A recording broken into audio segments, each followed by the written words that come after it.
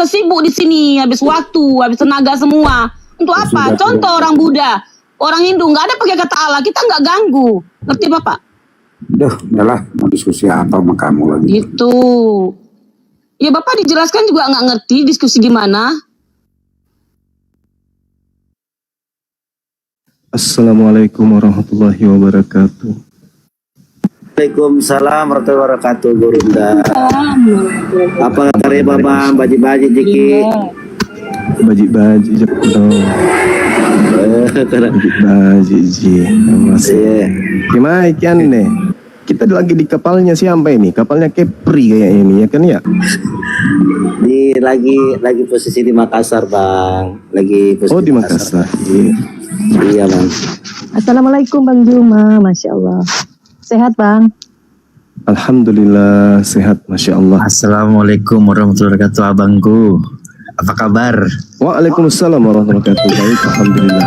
Dinda, Masya Allah. Siap. Kembali ke habitat. Nah, siaplah Abang dah. Masya Allah. Saya selalu di belakang manaman Abang. Walaupun Alhamdulillah di framing kalau saya dibuang katanya, tapi saya tidak menanggapi hal itu, Bang. Siap, Bang. Aman. Iya, cuekin aja yang kayak gitu. Insya Allah saya selalu di garda terdepan. Para teman-teman debaters, Bang. Aman, Bang. Siap. Alhamdulillah. Saya yakin itu, Dinda. Saya yakin. Adakah yang bisa kita diskusikan hari ini? Kristen anti Kristus. Ini ada Pak Jonas ini, Bang. Pak Jonas monitor, Pak Jonas. Ini teman lama ini, teman lama. Iya. Juma, asal kamu bisa diskusi baik aja Juma. Iya, yang penting jangan kayak kemarin-kemarin, saudara, otak jangan dipensiunkan dulu. Ya, kamu yang penting otak kamu juga dipakai, jangan kamu liar. Pak Jonas jangan gitu dulu, santai, Pak. Jangan emosi dulu, belum mulai nih Pak. Jangan emosi gua, cuman gue lihat Juma ini kan selalu liar dia cara berpikirnya. Nah itu makanya kita coba kamu tata dulu cara berpikir kamu. Itu yang tidak kamu pahami. Itu bukan Oke, kitab saudara, kamu. kita bisa bahas tema enggak? Kita bisa bahas tema kan? Dengar dulu. Ini tema aja satu arah. Tapi emang saya nggak mau sih. Oh enggak, bukan satu arah ini. Enggak satu arah, nanti bisa bertanya Pak Jonas. Bentar, Edelwis sebentar. Yang penting Juma ini pakai tatanan yang baik. Dia enggak paham dengan Alkitab saya. Itu jangan dia sosokan. Bukan, itu enggak bagus cara kayak begitu. Itu iblis penyesat namanya di dalam saya ya. Jangan begitu juga Pak. Dengar dulu. Berikan aja argumen Anda gitu loh Pak. Ini gimana? Nih coba lihat ini mau masuk room. Nah, makanya kalian tuh enggak pernah ada benernya. Karena begini ketika temannya dinasihatin. Anda mirip wanita mulutnya. Maka wanita kamu buat Pak Jonas. Anda belum mulai diskusi udah tantrum. Bagaimana ini? Sebentar, saya aturkan dulu. Mohon maaf teman-teman yang Muslim. Teman-teman Muslim tahan semua. Biarkan Pak Jonas dengan Bang Zuma. Saya minta buat teman-teman Muslim tahan semua ya. Tahan. Di mute semua. Kita percayakan sama Bang Zuma. Oke, lanjut Pak Jonas dan Bang Zuma. Saling memahami, saling melihat bagaimana itu iman orang lain. Jangan dipaksakan iman kita mencocokkan iman orang lain. Itu enggak bisa cara pikir itu. Karena enggak masuk kita. Kita berbeda cara dalam kitab kita masing-masing, tinjauannya itu berbeda. Enggak bisa dipaksakan itu sama. Dan cara berpikir iman kita dalam kitab kita tidak bisa dicocokkan dengan kitab dan iman orang lain. Itu harus dasar itu dulu kalian mengerti. Sehingga ketika kita menjelaskan apa yang dalam kitab kita, nah kamu bisa memahami. Ini tatanan dan pemahaman dalam kitab kami. Itu yang harus clear dalam diskusinya. Nggak boleh kamu paksakan. Begini dan kamu ngartikan sendiri dan kamu nyimpulkan sendiri. Nah itu bagong namanya. Ngaco itu. Nah itu nggak usah diskusi kalau kayak gitu mah. Percuma. Karena ayo. Nggak usah curhat ya. Itu nggak usah. Ya bukan curhat, saya menasihati kamu jadi kita mulai tema. Iya, nasihatmu saya terima, Bro. Iblis di sini, bukan curhat. Saya ngapain curhat sama kamu dengan iblis gitu? Ya udah. Ngapain? Kristus adalah itu dulu. Kristus adalah. Saya nggak pernah curhat dengan kamu. Cuman saya nasihati kalau kamu. Di Islam itu kan dikenal dengan Al-Masih. Kalau di Yahudi disebut dengan Mesias atau Mosia. Kalau di Kristen disebut dengan Kristus. Nah, definisi daripada dua rangkai kata dan dengan penjabaran tiga bahasa ini, Ibrani, Arab, dan Yunani, itu ujung pangkalnya kepada manusia. manusia yang diurapi. Jadi Kristus adalah manusia yang diurapi, baik menurut Yahudi, menurut orang Arab maupun orang Yunani. Dalam perspektif bahasa ya. Jadi yang pertama adalah Mosia atau Mesia, yang kedua adalah Kristus atau Kristos, yang ketiga adalah Al-Masih. Nah, 3 rangkaian bahasa dengan paradigma berpikir keagamaan menghantarkan manusia cerdas paham bahwa yang disebut Kristus otomatis manusia.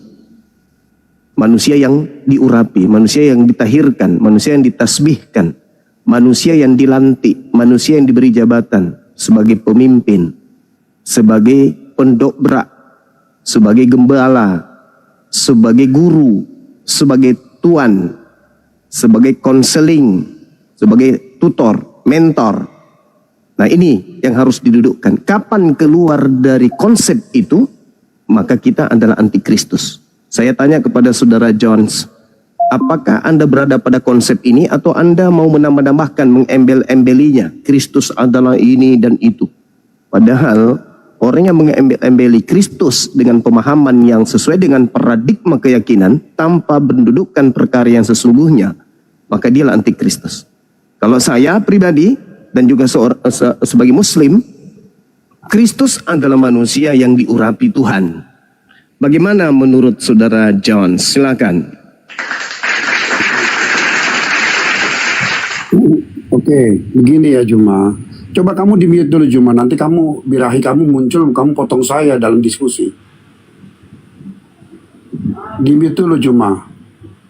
Biar enak, jadi diskusinya kita satu-satu. Udah lanjut Tante Om, lanjut. Ya udah, kamu jangan potong ya. Jadi gini. Iya Tante Om, lanjut. Ya kamu Mbak Juma jangan potong-potong terus dong Mbak Juma. Kamu nggak pantas kamu jadi Bang Hussein Mbak Juma. Kristus adalah manusia yang diurapi Tuhan. Lanjut. Iya begini ya, karena dia adalah Kristus itu adalah Mesias yang diurapi. Hakikatnya, karena apa? Dialah Allah yang menjadi manusia, sehingga pengurapan itu harus datang dari Allah, bukan dari manusia. Itu satu pemahaman dalam kekristenan tentang Kristus, karena Kristus itu Tuhan, bukan seperti yang kamu pahami dengan Yahudi bahwa itu raja atau nabi atau apa. Itu betul pengurapannya lewat minyak dan segala sesuatu yang sifatnya ritual manusia. Tapi Yesus ini adalah Kristus Tuhan. Jadi pengurapan itu bukan lewat manusia, tapi harus dengan Allah yang mengurapi dia. Karena dia Allah itu sendiri yang menjadi manusia. Itu yang harus dipahami pengertian Kristus. Walaupun arti di sana adalah orang atau yang diurapi atau Mesias yang diurapi. Nah itu sama artinya, tapi bukan berarti kamu menyamaratakan bahwa pengertiannya itu seperti raja zaman Raja Yahudi dahulu seperti Daud dan Salomo dan segala macam. Itu diurapi, itu dengan minyak dan segala macam, itu ritual untuk kemanusiaan. Nah itu harus dibedakan bahwa Yesus ini bukan kemanusiaannya dia yang diurapi, tetapi dia Tuhan. Makanya ini berbeda pemahaman Kristus yang diurapi ini dengan Yahudi dalam Raja Daud diurapi. Itu sangat jauh berbeda pemahamannya.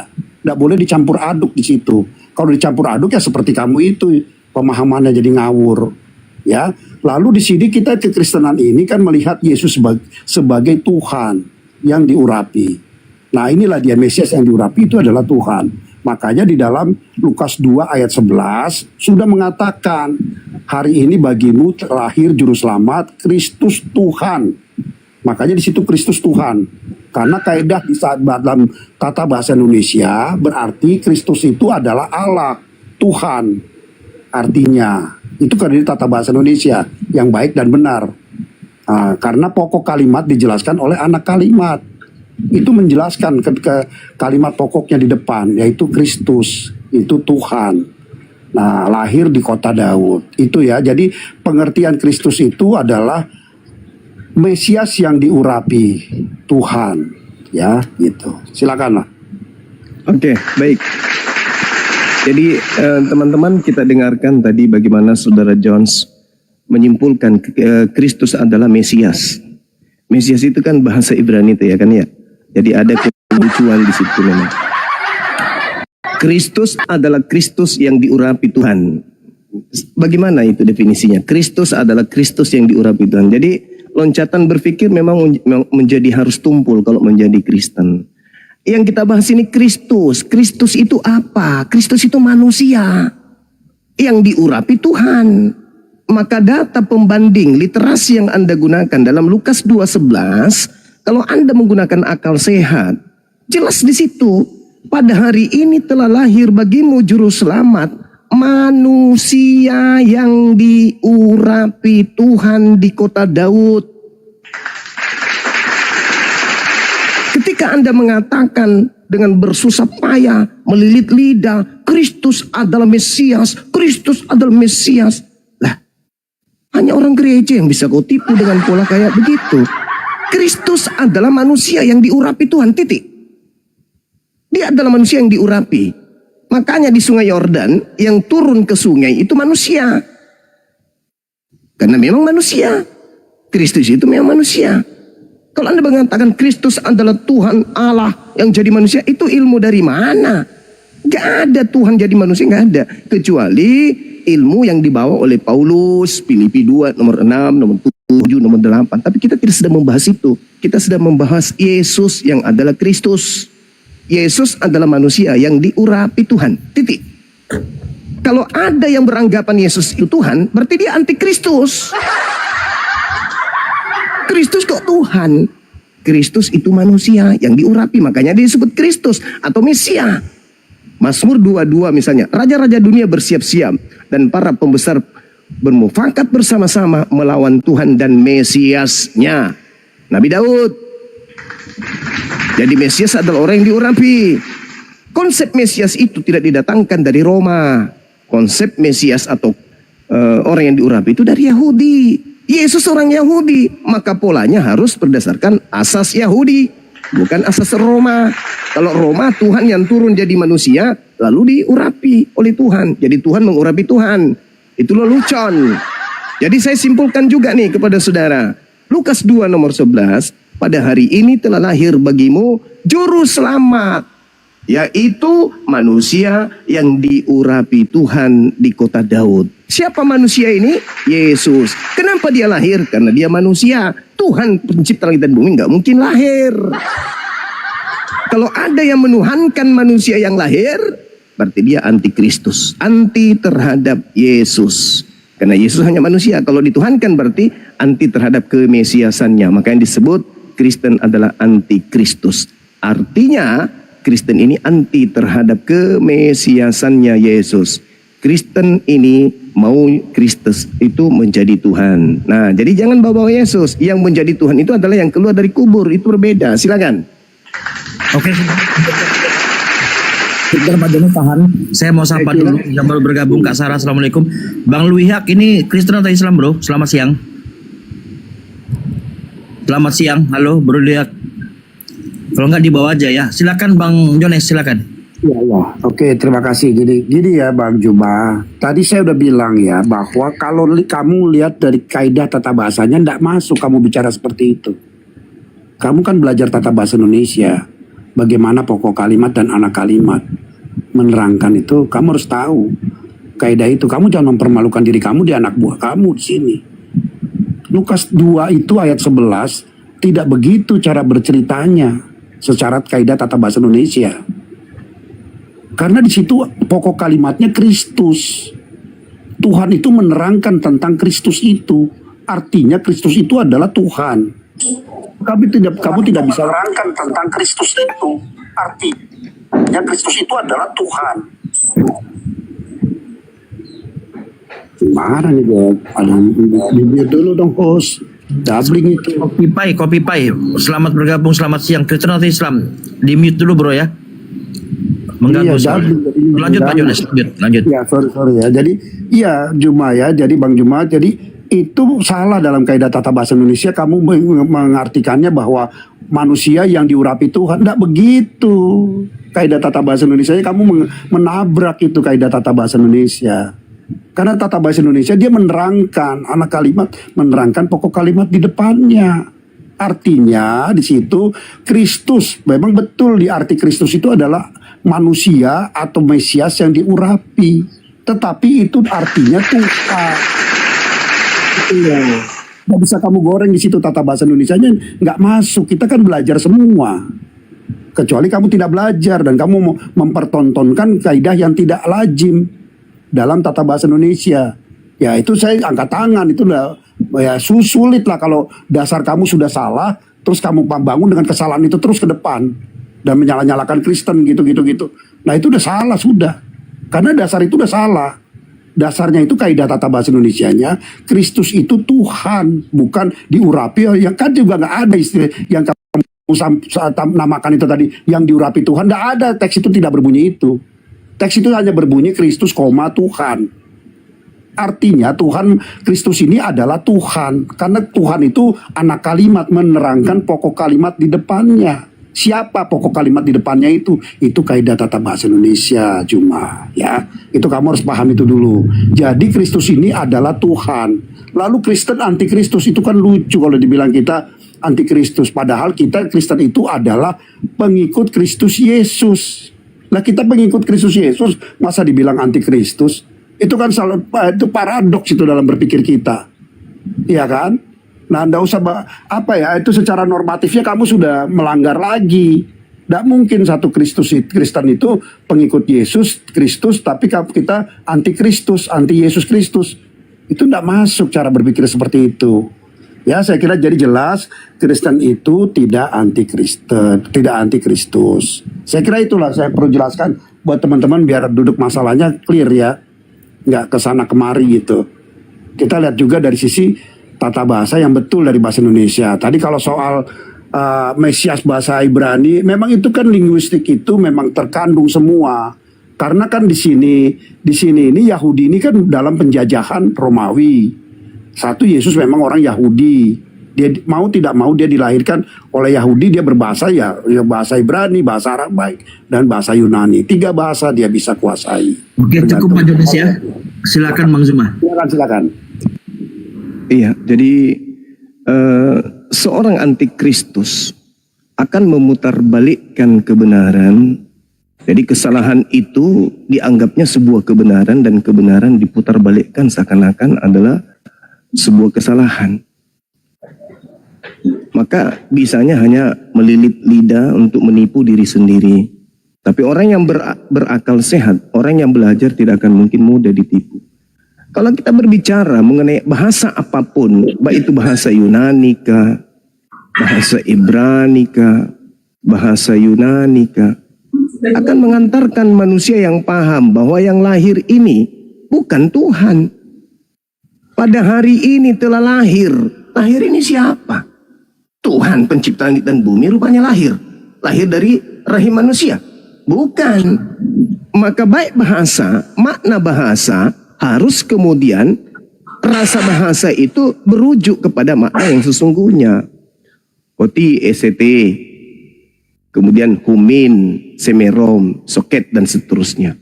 Jadi ketika kita berbicara Kristus Kurios, Kristus ini adalah orang yang diurapi. Dia adalah Tuhan di kota Daud, bukan Theos. Original teksnya itu harus jadi rujukan dulu. Jangan konsep doktrin yang kita bawa. Estin Christos Kurios. Apa itu maksudnya?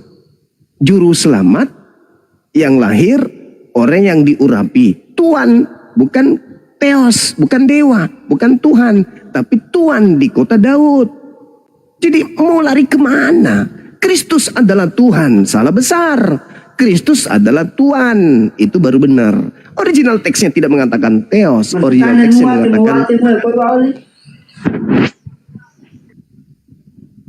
teksnya mengatakan Kurios. Kurios itu bukan Tuhan. Halo, Kurios assalamualaikum semuanya. Aduh, ini saya minta teman-teman ya, jangan ini ketika Bang Zuma bicara atau Pak Jonas bicara, jangan mengganggu dulu. Saya minta biar diskusinya ini berjalan dengan rapi gitu ya. Saya minta seperti itu teman-teman, maaf. Lanjut Bang Zuma. Iya. Jadi Kurios itu mau dilarikan kemanapun, itu bukan God. Tetapi dia Tuhan, Lord. Jangan dirubah makna itu. Jangan perkosa bahasa.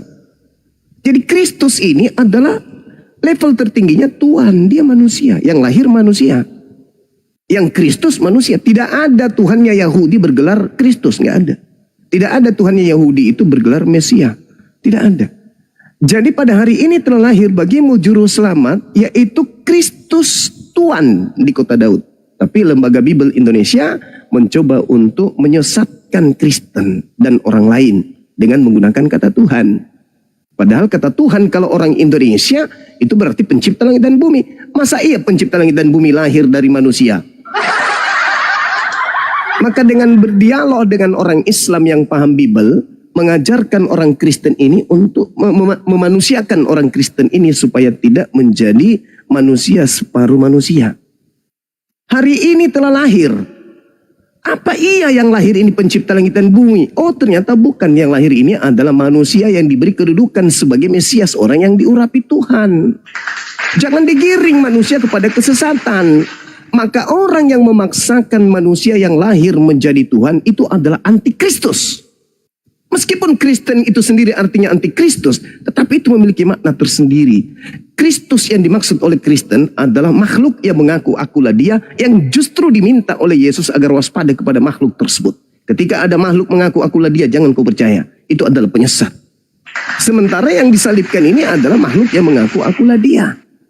Itulah yang disembah Kristen. Makhluk yang keluar dari kubur mengaku kepadaku telah diberi kuasa langit dan bumi. Pergilah ke seluruh bangsa, jadikan seluruh bangsa menjadi pengikutku. Itu adalah makhluk yang mengaku akulah dia. Sang penyesat tersebut yang Yesus nubuatkan. Tapi kita tidak sedang berada di situ. Antikristus akan terpenjara dengan konsep akulah dia ini.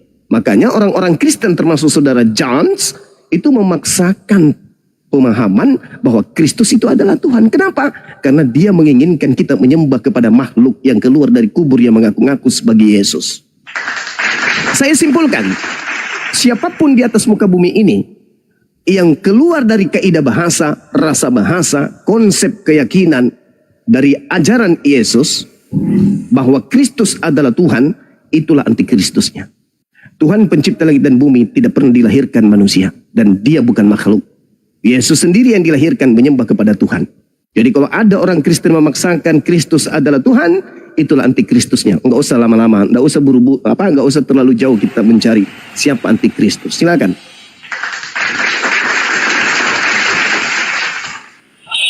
Ini ya, tadi sudah saya jelaskan dalam kaidah tata bahasa Indonesia bahwa Kristus itu jelas di situ dalam kaidah tata bahasa kalimatnya ayat itu menyatakan Kristus itu Tuhan. Saya tidak menggoreng apa-apa. Tapi kita mengikuti kaidah tata bahasa Indonesia. Ya kan? Harusnya kita kan berdiskusi mengikuti keilmuan atau kepengetahuan yang kita ketahui. Ya minimal tata bahasa Indonesia lah yang baik dan benar. Setidaknya itu. Karena kalau kita membahas Alkitab dia pakai bahasa Indonesia kok diterjemahkan oleh LAI. Lalu kalau LAI sudah menerjemahkan dengan tepat bahwa Kristus itu adalah Tuhan. Lalu saya harus mengikuti Juma. Lah ini gimana coba? Saya beragama Juma aja kalau kayak gitu. Karena kita mengikuti apa yang di luar LAI. LAI sudah terjemahkan dari teks aslinya betul bahwa itu Tuhan. Lalu saya ikutin siapa? Kalau misalnya kamu bilang ini salah LAI, terus kamu lebih benar, lebih pintar dari LAI. Itu kan ngaco. Jelas itu pengawuran itu.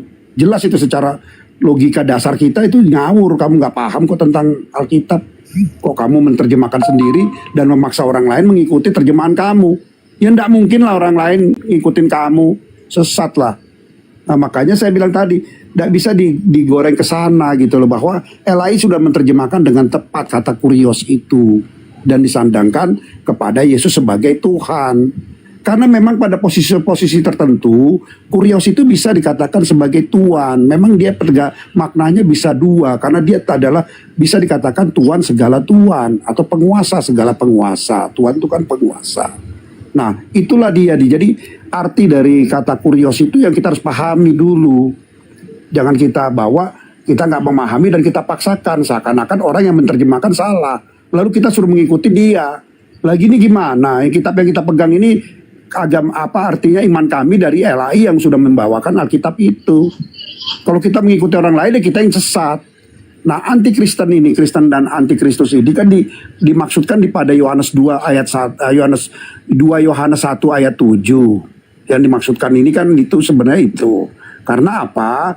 Di situ adalah menyatakan siapa yang tidak percaya bahwa Yesus Kristus datang menjadi manusia, itu adalah sesat.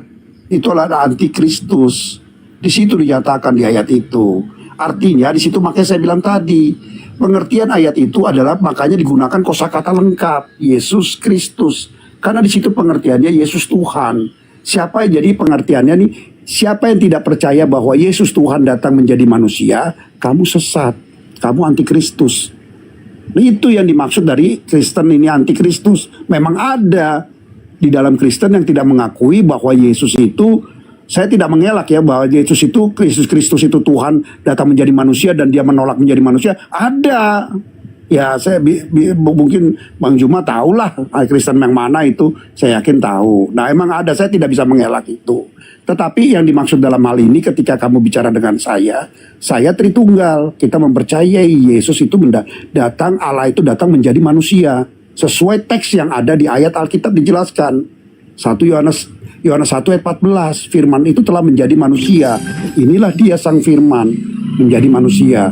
Ketika sang firman itu adalah Allah menjadi manusia, dia tetap Tuhan dan Allah.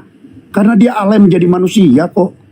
Tidak mungkin dia menjadi manusia biasa sama seperti kita. Itu suatu tidak mungkin.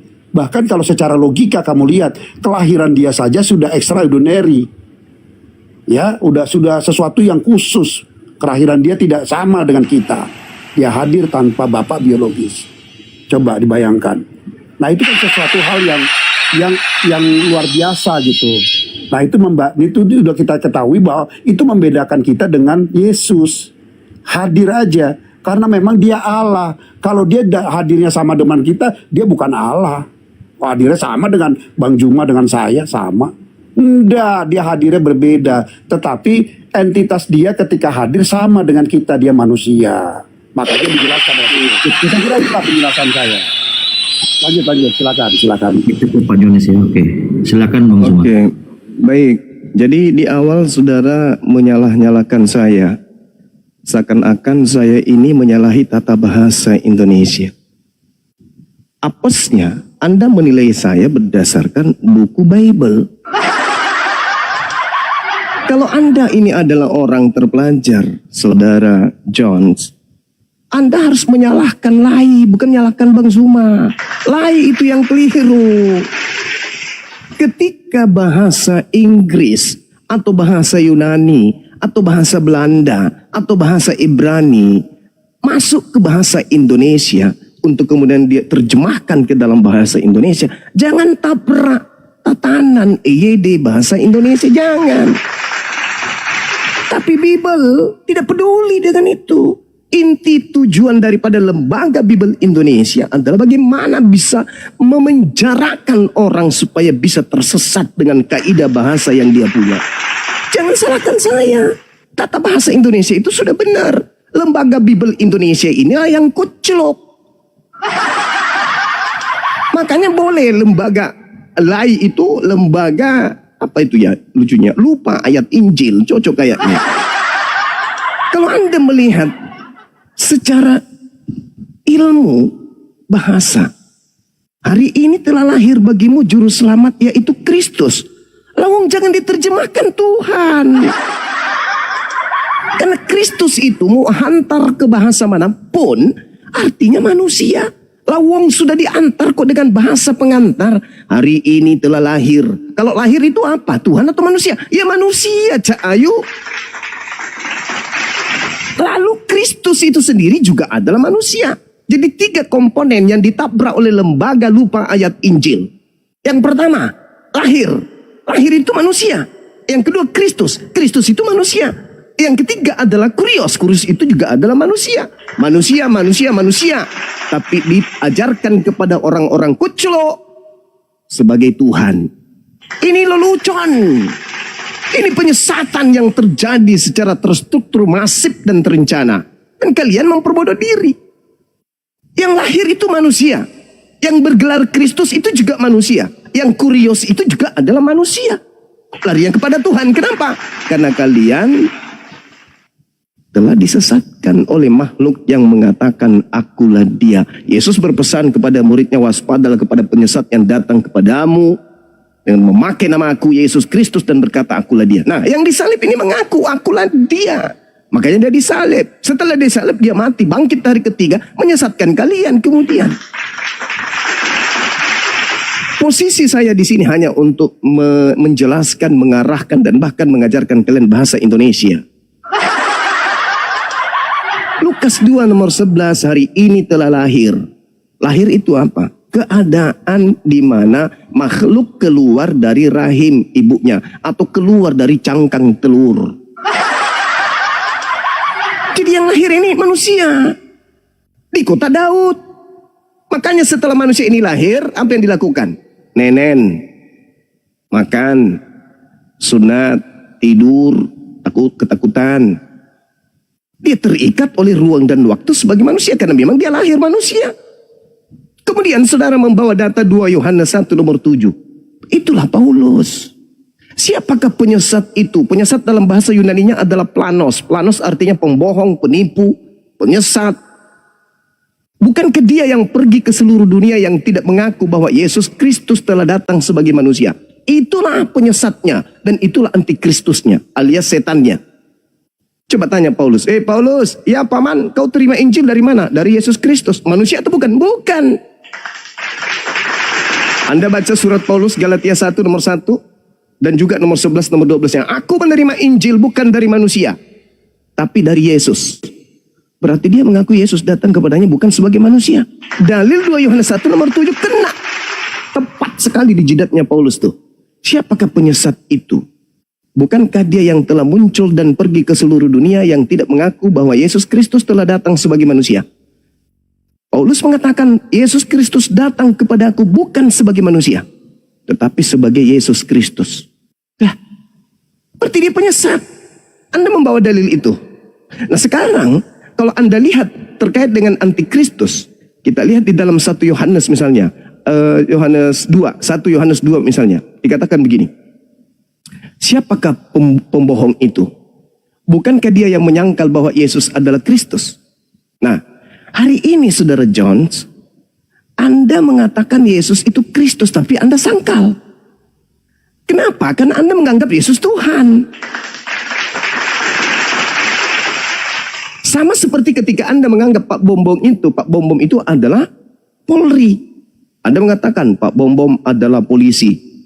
Tetapi Anda mengimani Pak Bom itu sebagai apa? Sebagai anak SD. Berarti Anda menipu diri Anda sendiri. Anda mengatakan Pak Bom itu adalah polisi. Tetapi Anda mengimaninya dia adalah anak SD baru kelas 6. Bagaimana mungkin anak SD kelas 6 adalah polisi? Nggak mungkin. Inilah yang terjadi pada saudara.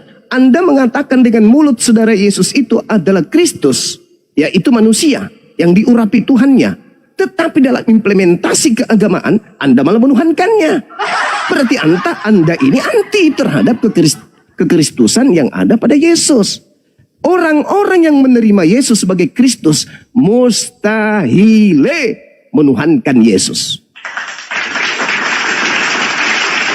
Anda mengatakan dia Kristus. Teori, prakteknya Anda menuhankan. Berarti Anda adalah anti Yesus alias anti Kristus. Saya berharap Anda masih bisa menggunakan akal Anda dan mudah-mudahan tidak bocor halus seperti kemarin-kemarin. Sekali lagi kesimpulan, 10 detik. Siapapun di atas muka bumi ini yang menyembah Kristus, dia sedang menyembah setan.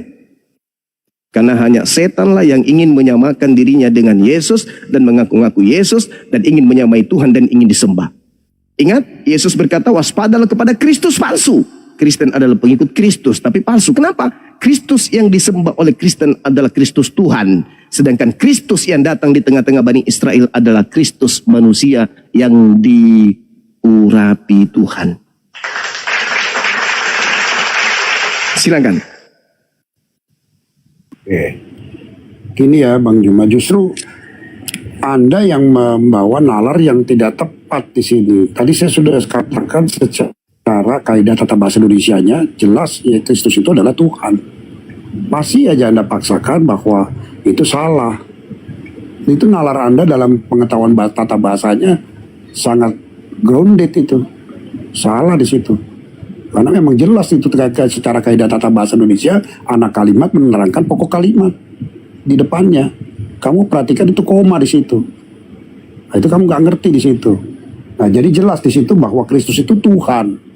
Nah, jadi kalau kita menyembah Tuhan ya jelas menyembah Kristus, ya benar kita menyembah Kristus. Pengikut Yesus harus menyembah Yesus Kristus karena dia Tuhan.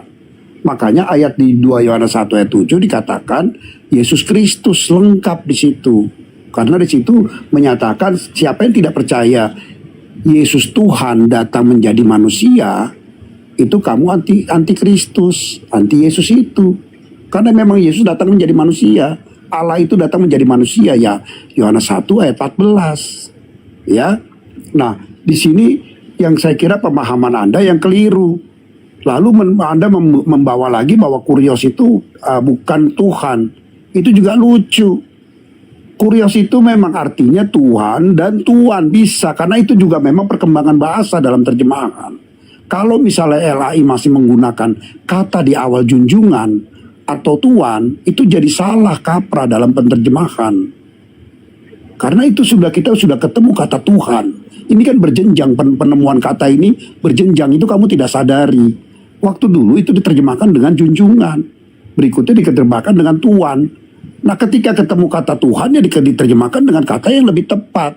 Tidak mungkin kita menggunakan kata yang di belakang yang sudah tidak relevan lagi digunakan. Tidak mungkin. Itu logikanya jangan salah di situ.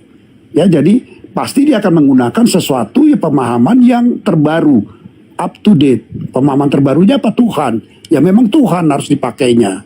Sehingga memang itu match antara apa yang dimaksud dengan tulisan asli dengan terjemahan kamu. Nah, bisa apple to apple tuh, bisa sama dengan apa yang dimaksud oleh penulis. Itu loh. Nah, ini harus dipahami cara linguistik seperti ini.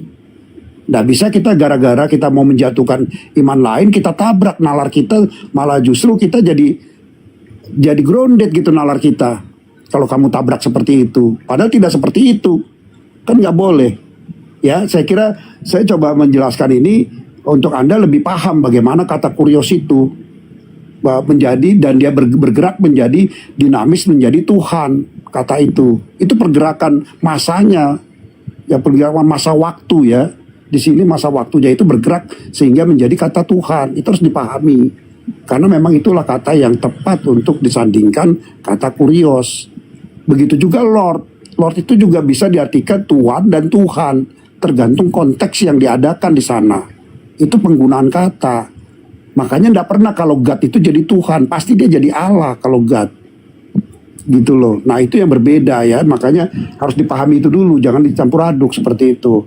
Lalu tadi kamu bawa kepada Rasul Paulus.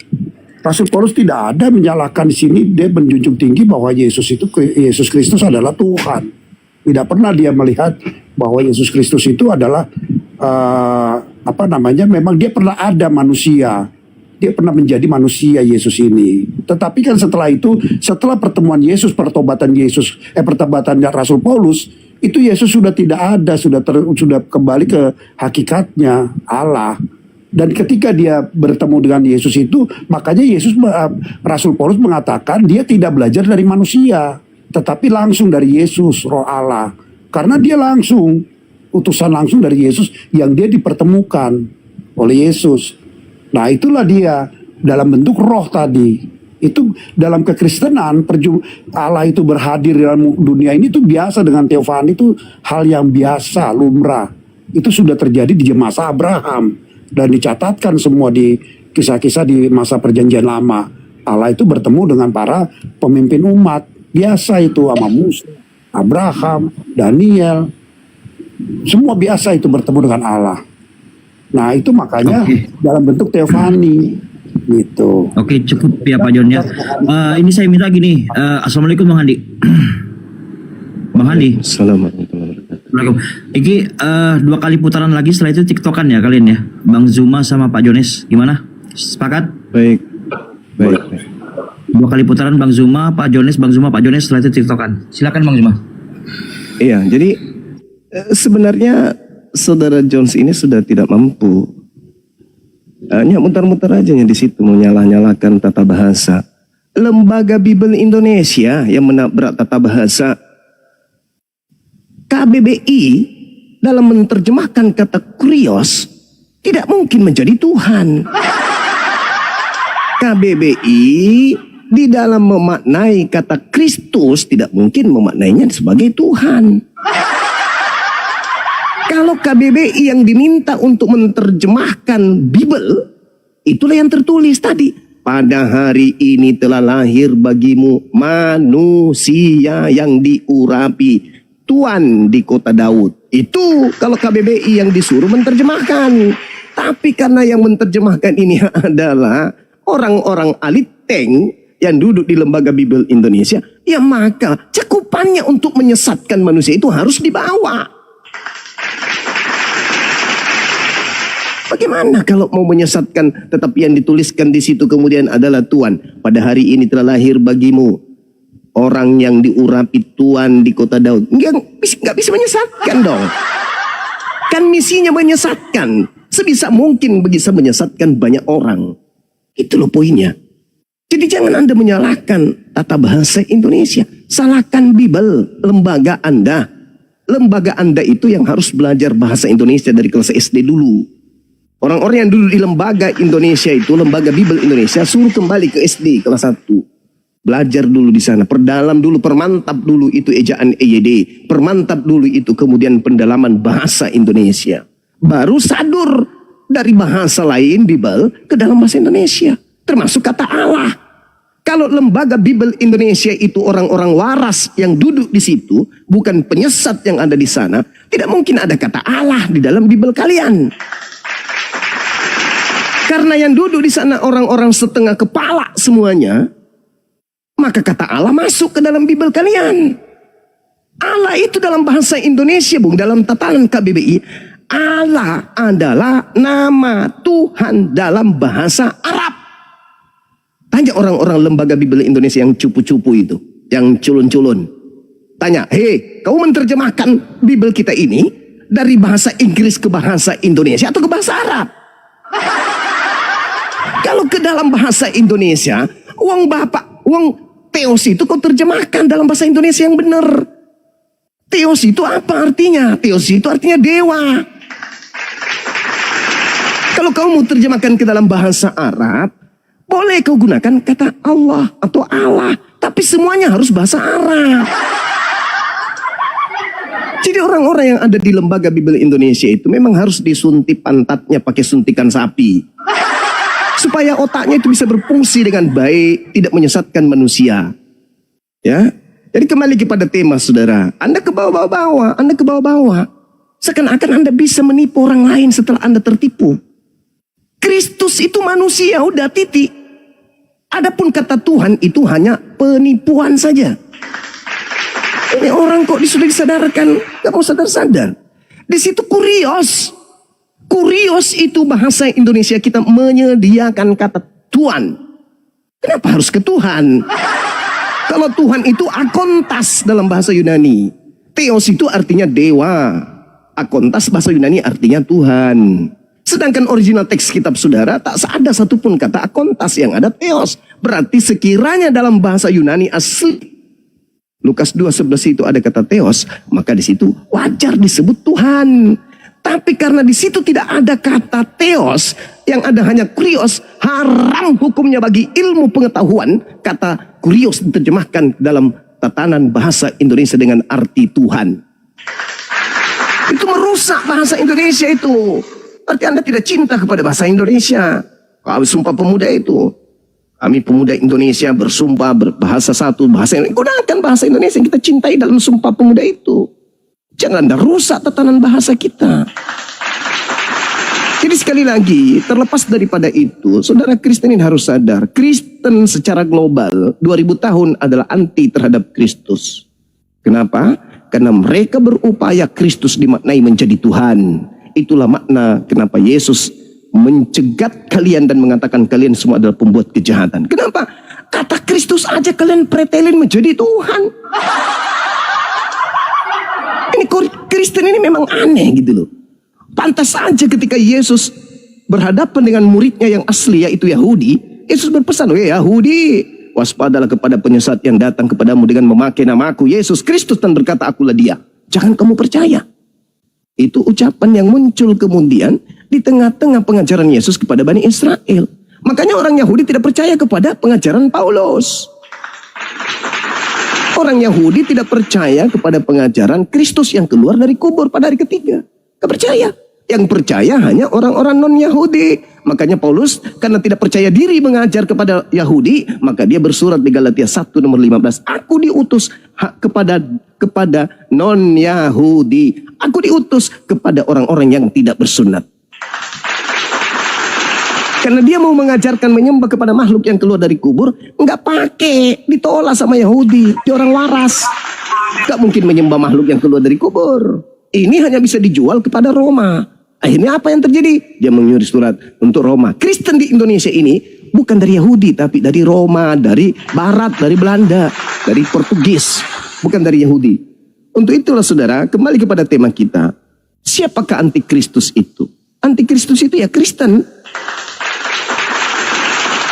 Mereka membungkus nama mereka pengikut Kristus, tetapi mereka anti terhadap Kristus itu sendiri. Anti kepada Tuhan dan anti kepada utusan Tuhan. Kalian itu anti terhadap Yesus dan anti kepada Tuhan yang mengutus Yesus. Kalian adalah penyembah-penyembah Kristus, makhluk yang keluar dari kubur pada hari ketiga. Kalian bukan penyembah Tuhan, saudara. Kalian penyembah makhluk. Makhluk yang ngaku Kristus. Makanya Yesus yang Kristus yang asli Anda tolak. Kristus itu adalah Tuhan. Padahal cakupan Anda mengatakan Kristus adalah Tuhan bukan ke Yesus anak Maria, tapi kepada makhluk yang keluar dari kubur itu. Yang Yesus membuatkan dalam Matius 24 nomor 5. Waspadalah kepada Kristus palsu yang datang kepadamu waspadalah kepada Kristus palsu yang akan datang dan melakukan banyak tanda yang dahsyat dan mujizat-mujizat sekiranya mungkin menyesatkan orang-orang Yahudi pilihan juga. Jadi orang Yahudi waspada kepada ajaran Kristen. Makanya kalau orang Kristen ke Yahudi sana itu diludahin. Karena memang harus diwaspadai Kristen ini. Begitu saudara Jones. Tolong gunakan akal sehat saudara. Silakan.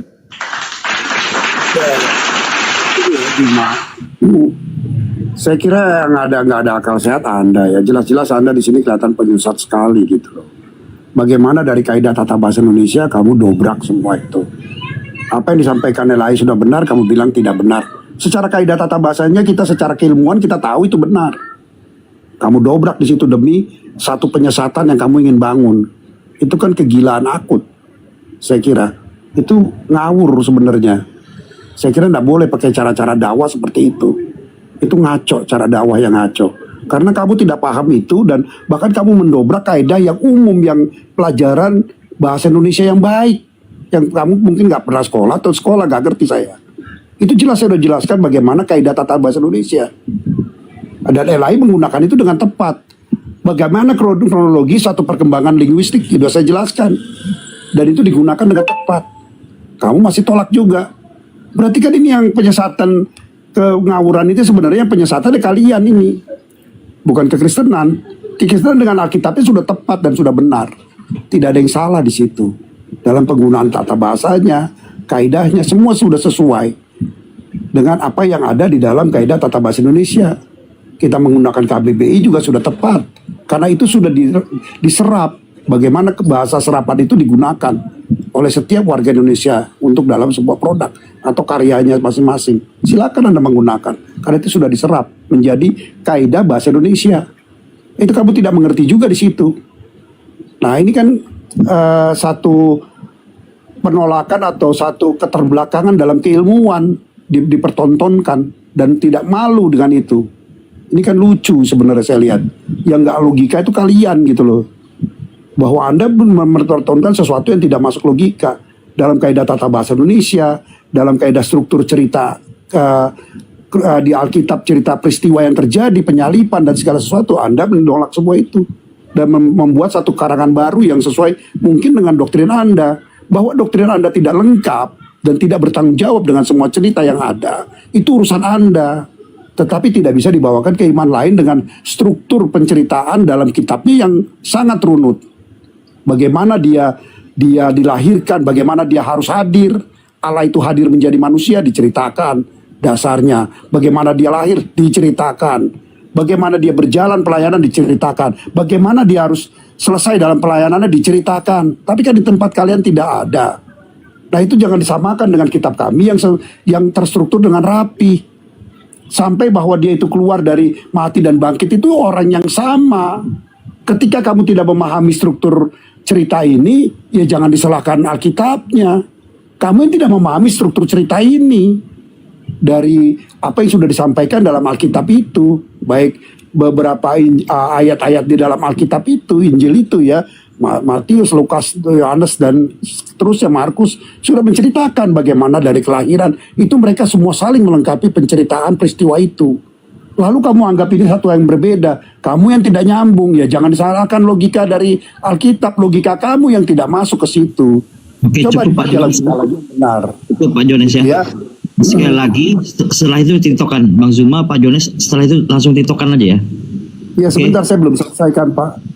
Sebentar, saya kira saya harus jelaskan lagi bahwa di dalam kekristenan ini, jadi Kristen ini bukan antikristus. Tadi saya katakan, memang ada antikristus yang tidak mengakui Kristus itu datang, Tuhan itu datang menjadi manusia. Itu sudah saya sampaikan. Bahkan saya kasih tahu bahwa Anda juga tahu siapa yang Kristen seperti itu. Tetapi kamu berhadapan dengan saya Kristen Tritunggal yang sangat memahami bahwa Allah itu datang menjadi manusia. Totali orang di Alkitab sudah diajarkan dan sudah dipaparkan begitu rupa bahwa Allah itu menjadi manusia. Nah ini saya kira kita harus paham itu. Ya, di dalam Allah Kristus Tritunggal tidak masalah Allah menjadi manusia dan jelas itu. Nah di situ jadi saya kira bukan kita yang akal logikanya tidak ada, justru Anda akal logikanya tidak ada. Teman-teman melihat struktur dalam bercerita Alkitab bahwa itu Kristus yang sama dari yang dilahirkan sampai yang mati dan bangkit. Tidak ada jeda di situ yang bisa menisbikan kita mengartikan hal yang berbeda. Tidak ada celah. Kalau kamu bisa mengartikan itu berbeda, berarti kamu tidak bisa nangkap cerita itu secara keseluruhan. Ya itu problem kamu, problem Alkitab. Sebentar jadi kita masa gue cuma kamu bicara gak dipotong-potong. Sebentar dulu lah, sampai sabar dulu kamu. Kan kita bicara diskusi baik kan. Makanya saya cuma bilang bahwa konstruksi Alkitab itu jelas clear bahwa Allah itulah, Yesus itulah yang mati dan bangkit, yang dilahirkan oleh anak Maria. Karena konstruksinya jelas, semua cerita itu runut. Nah lalu kalau Yesus katakan itu adalah dia, Yohanes 8 ayat 24 juga mengatakan, bila kamu tidak percaya akulah dia, akulah Allah itu sendiri, kamu mati dalam dosamu. Itu pernyataan Yesus, bahwa Yesus itu adalah Allah itu sendiri, kamu mati dalam dosamu. Saya kira saya sampaikan itu aja, ya. Saya sudah peringatkan, silakan. Oke, siap. Oke, jadi iya, kelihatan ya teman-teman antikristus ini ya lagi berkarya mendongeng di tengah-tengah kita. Jadi Saudara Jones, ketika Anda mengatakan saya salah memahami bahasa Indonesia, sekali lagi saya katakan, bahasa Indonesia itu tidak bisa dirubah-rubah. Ketika diterjemahkan ke dalam bahasa Inggris atau bahasa Belanda atau bahasa apapun, diterjemahkan ke dalam bahasa Indonesia, maka kaidah bahasa Indonesia secara otomatis akan mengisi kata per kata sesuai dengan makna dari sumber yang ada. Maksudnya sumber bahasa yang mau dialihbahasakan ke Indonesia.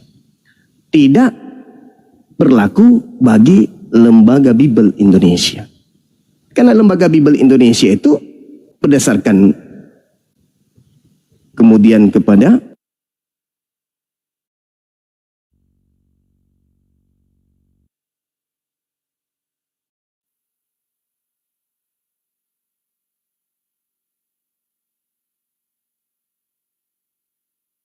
Ini kenapa nggak ada suaranya? Kok nggak ada suaranya Bang Juma? Bang Juma lagi Kena tombak itu, kena tombak ada iya. Oke. Bang Handi kok nggak kelihatan? Aduh. Diskusi lucu juga. Ya sebenarnya gini ya. Udahlah, gue juga sibuk ini kan, gue juga Ada banyak apa-apalah. Yang penting teman-teman bisa memahami kekristenan dengan baik. Ya memang penggunaan kata-kata itu kan memang ada di dalam KBBI, bisa digunakan. Semua Bang Hendy bikin buku bisa gunakan itu. Kata Allah, kata Rasul, semua kan diserap sudah. Kan itu sudah diserap jadi KBBI oleh pusat bahasa kita loh. Pusat bahasa kita mengambil. Silakan. Sebenarnya ya banyak orang datang nanti kita. Terus bagaimana? Ya. KBBI mengambil kata Allah. KBBI mengambil tombak. KBBI mengambil kata Allah, tapi KBBI mendefinisikan kata Allah itu adalah nama Tuhan dalam bahasa Arab, bukan dalam nama Tuhan dalam bahasa Indonesia gitu ya. Kembali kepada tema. Jadi Kristus ini jelas adalah mereka yang melantik Kristus menjadi Tuhan. Sedangkan Kristus itu artinya manusia yang diurapi Tuhan. Ketika ada manusia yang menyembah kepada Kristus, berarti dia anti terhadap Kristus. Nah, ada kemudian contoh yang sederhana. Misalnya ada orang mengatakan kepada orang lain bahwa apa yang ditunjukkan itu adalah seekor sapi. Tetapi di luar pemahaman daripada dia mengatakan itu adalah seekor sapi, dia menganggap sapi itu adalah manusia. Berarti orang ini lain di mulut, lain di praktek. Inilah yang terjadi kepada saudara Jones. Menganggap Yesus itu Kristus, tapi di sisi lain menganggap Yesus, tapi pada prakteknya menganggap Yesus itu Tuhan. Dengan memelilit lidah, Tuhan adalah Tuhan, itu adalah kemudian tata bahasa yang dinamis, yang tidak statis, tapi dia mengalami perubahan-perubahan. Lah, kitab suci kok kayak gitu modelnya? Pada hari ini telah lahir bagimu Kristus. Oh, yang lahir manusia. Tuhan di kota Daud itu baru betul, karena dia manusia bukan Tuhan. Yang salah itu lembaga Anda dan yang salah itu Anda. Yang betul adalah hari ini telah lahir bagimu Tuhan. Yang lahir bagimu manusia yang diurapi, Tuhan di kota Daud. Itu baru betul. Kok Tuhan yang lahir? Orang waras mana yang bisa menerima Tuhan lahir? Hah? Orang waras mana? Kecuali orang yang memperbodoh diri. Orang waras tapi memperbodoh diri. Orang waras tapi menyesatkan diri sendiri. Yang disebut Tuhan itu pencipta. Tuhan bisa ciptaan.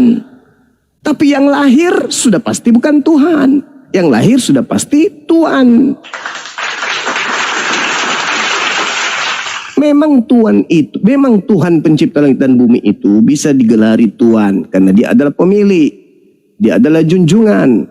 Tapi manusia tidak boleh digelari Tuhan, dia hanya cocok Tuhan saja. Tuhan pencipta langit dan bumi bisa bergelar Tuhan, bisa bergelar Tuhan. Manusia, Yesus boleh bergelar Tuhan, tapi tidak boleh bergelar Tuhan. Kecuali antikristus. Boleh menuhankan manusia Yesus kalau Anda antikristus. Nah, kalau Anda antikristus, disitulah Anda kemudian menjadikan Yesus itu menjadi Tuhan. Kenapa? Karena Anda adalah pengikut Kristus yang keluar dari kubur. Kristus yang keluar dari kubur inilah yang mau dituhankan. Makanya Anda menggabungkan, memaksakan Tuhan ini, Tuhan Yesus menjadi Tuhan Yesus. Karena antara Tuhan Yesus yang adalah anak Maria dan Tuhan Yesus yang adalah anak kuburan, itu adalah dua pribadi yang berbeda. Tuhan Yesus anak Maria, Tuhan Yesus adalah anak kubur yang keluar dari perut kubur pada hari ketiga. Itu adalah makhluk yang dilahirkan oleh bumi. Yang Yesus membuatkan dalam Yohanes 12 nomor 12 nomor 30 dan Yohanes nomor 31 dan Yohanes 14 nomor 30. Dia dilemparkan dari perut bumi sang penyesat itu. Jadi saudara, saya simpulkan kepada saudara, orang yang menyembah Kristus itu adalah orang yang menyembah makhluk yang keluar dari perut bumi. Kalau Anda memaksakan Kristus yang dimaksud itu adalah Yesus, Tuhan Yesus anak Maria, berarti Anda adalah pengikut palsu. Karena anak Maria hanyalah Tuhan. Dia bukan Tuhan. Yang Tuhan itu yang keluar dari kubur. Itu berbeda. Itu agar dipahami itu. Jadi jangan Anda memaksakan Kristen itu pengikut Tuhan Yesus. Bukan.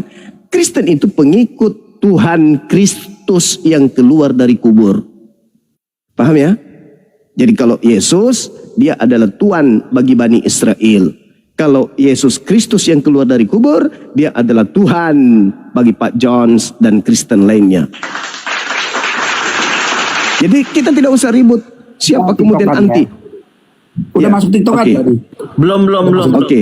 Sabar. Jadi Sabar Pak Jones. Jadi materi yang saya sajikan, materi yang ingin saya sajikan di sesi TikTok ini adalah yang dilahirkan Maria ini manusia atau Tuhan. Itu aja, di situ kuncinya. Silakan. Oke. Ya gini ya. Jadi, makanya di dalam ini makanya kamu mungkin harus biasakan melihat Alkitab itu secara ceritanya itu runut. Nah ini kalau nggak runut ini yang repot, kita memang penggal-penggal jadi nggak paham. Padahal di Alkitab itu sudah dijelaskan, walaupun di beberapa ayat terpecah ya. Tetapi sudah dijelaskan itu kalau kamu punya nalar yang cukup, bagaimana Allah itu menjadi manusia. Pertama itu bentuk kasih. Memang dijelaskan di Yohanes 3 ayat 16. Karena begitu besar kasih Allah akan dunia ini, maka ia mengaruniakan anaknya yang tunggal.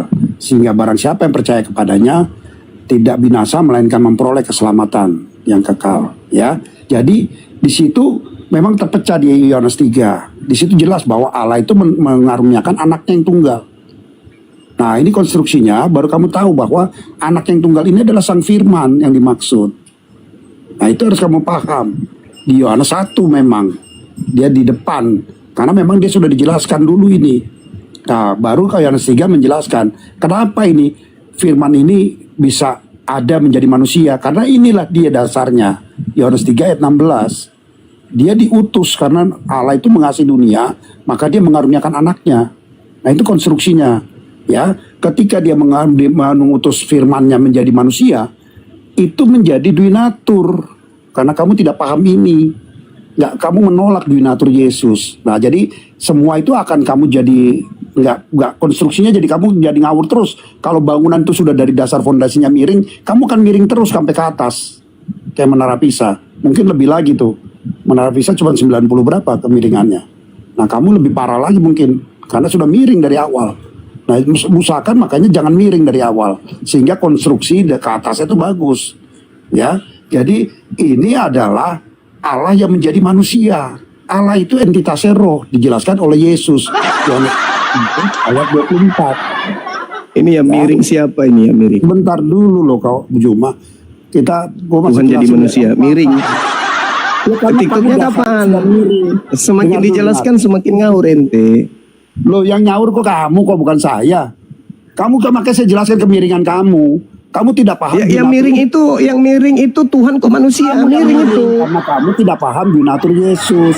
Bahwa dia ada Dunatur kok Tuhan kok dunatur. ya, dan roh dia tetap Sekarang Allah. Tuhannya Yahudi, saudara. Tuhannya Yahudi ada berapa natur? Nah, ada itu kan Tuhan Yahudi kan belum manusia. Inilah kemiringanmu. Tuhannya Yahudi, saudara. Tuhannya Yahudi yang datang kepada Abraham, Ishak dan Yakub ada berapa natur? Yaitu roh satu dalam bentuk roh. Satu. Yesus. Terus siapa yang Dalam mengajarkan bentuk Anda iman. Tuhannya Yahudi menjadi dua natur? Nggak ada, saya nggak ada urusan dengan Yahudi. Ya, berarti Anda kan Yahudi, miring. kita. Anda Nah, miring, ini miring makanya berarti dasar kamu sudah Anda miring, bengkok. tidak Artinya Anda Pahami bahwa bengkok. Yesus itu Udah miring, adalah saudara Allah yang Jones menjadi dari dulu manusia. bengkok. Nah, Tuhannya dia Yahudi kan satu sudah natur kan? miring, kok. Satu Saya bilang natur. tadi, konstruksi Tuhannya awal Yahudi kamu satu sudah natur atau miring. dua natur? Kutanya Awal dulu. ke atas kita akan miring terus. karena kamu Tuhannya di dasarnya Yahudi sudah satu miring. natur atau dua natur? Gitu. Jawab. Kalau Yahudi Tuhannya itu Yahudi kan satu natur atau dua bentuk natur? roh. Jawab. Tentu dia adalah roh. Tidak ada Tuhannya dia Yahudi manusia. satu natur atau dua natur? Ya dia roh itu berarti apa? Satu natur atau dua natur? Ya saya bilang tadi dia roh. Kamu bisa berpikir nggak kalau dia roh? Saya tanya dua natur atau Ya, satu saya jawab natur? kamu satu roh. Coba. Satu natur atau dua natur? Itu yang dikasih roh dia. Saya ulang pertanyaan saya ini sudah mulai ke miringnya ini udah ketahuan. Bukan miring lagi ini, udah tengkurap. Udah tengkurap. Tuhannya Yahudi satu natur atau dua natur? Iya itu kan dia roh masih Yesus itu masih Saya berupa tidak roh. tanya itu siapa. Ya. Saya bertanya Tuhannya Yahudi berapa Dalam natur? Kalau Tuhanmu kan ada tiga natur, satu roh, dua manusia, satu burung merpati. Pertanyaan saya, Tuhannya Yahudi berapa natur? Itulah dalam bentuk roh. Parah ini parah, parah. Ini bukan miring lagi ini sudah Dia tengkurap. sudah menjadi manusia yang satu natur itu. Saya ulang pertanyaan saya, saudara-saudara, dengarkan. Kamu jangan Disimak miring, dulu. Ini gitu. yang miring siapa? Kalau Tuhannya kamu Yahudi miring di berapa situ, natur? Kamu akan miring terus. Gitu. Tuhannya Yahudi berapa natur? Tadinya satu natur dia bentuk roh. Yang roh itu Satu menjadi natur. manusia. Sampai kapan Cuma. Tuhannya Yahudi satu natur? Nah, Sampai kapan? jadi Sampai manusia kapan itu Tuhannya jadi Yahudi satu natur? Cuma itu kita nggak ada urusan Sampai dengan kapan? Yahudi. Sampai kapan Tuhannya Yahudi satu natur? Sampai kapan? Itu tidak bisa jawab. Kamu tanya dengan orang Yahudi. Sampai kapan Tuhannya Yahudi Nggak bisa satu jawab. natur? Saya Sampai kapan? orang Kristen bukan orang Yahudi. Ya makanya saya tanya samamu, Tuhannya orang Yahudi berapa natur dan sampai kapan dia harus satu natur? Jawab. Nah itu kemiringan kamu lagi. Miring dia, miring. Kenapa saya Berarti bilang Tuhan kamu yang kau miring? bawa itu konsep dari Roma, Tuhan Romawi, Karena gitu. ini kan saya bukan Yahudi, saya Indonesia. Oh, Bisa berarti mengiman. Tuhanmu dengan Tuhannya Yahudi beda. Kristus Tuhanmu dengan Yesus. Tuhannya Yahudi beda. Ya, tidak Berarti tentu Tuhanmu sama, dengan tetapi Tuhannya kan Yahudi Yesus- beda. Yahudi tidak mempercayai Yesus kan bukan urusan Berarti saya. Tuhanmu dengan Tuhannya Yahudi beda. Gitu. Sama. Beda. Sama. Nah, sekarang kalau sama, Tuhannya Yahudi berapa natur? Ya tapi kan Tuhan yang satu natur itu telah menjadi manusia menjadi dua natur. Lah, Nah itu berarti dua kemiringan natur. kamu. Ini Tuhannya Yahudi Kemiringan kau kamu. miringkan menjadi Yahudi itu urusan menjadi Yahudi, manusia. saya tidak Siapa saya siapa tidak yang urusan mengatakan apa-apa, kemudian? itu Siapa yang Kristen. ngajarkan kamu? Siapa yang Di dalam ngajarkan Alkitab kamu Tuhannya ada, Yahudi berubah menjadi cuma. manusia?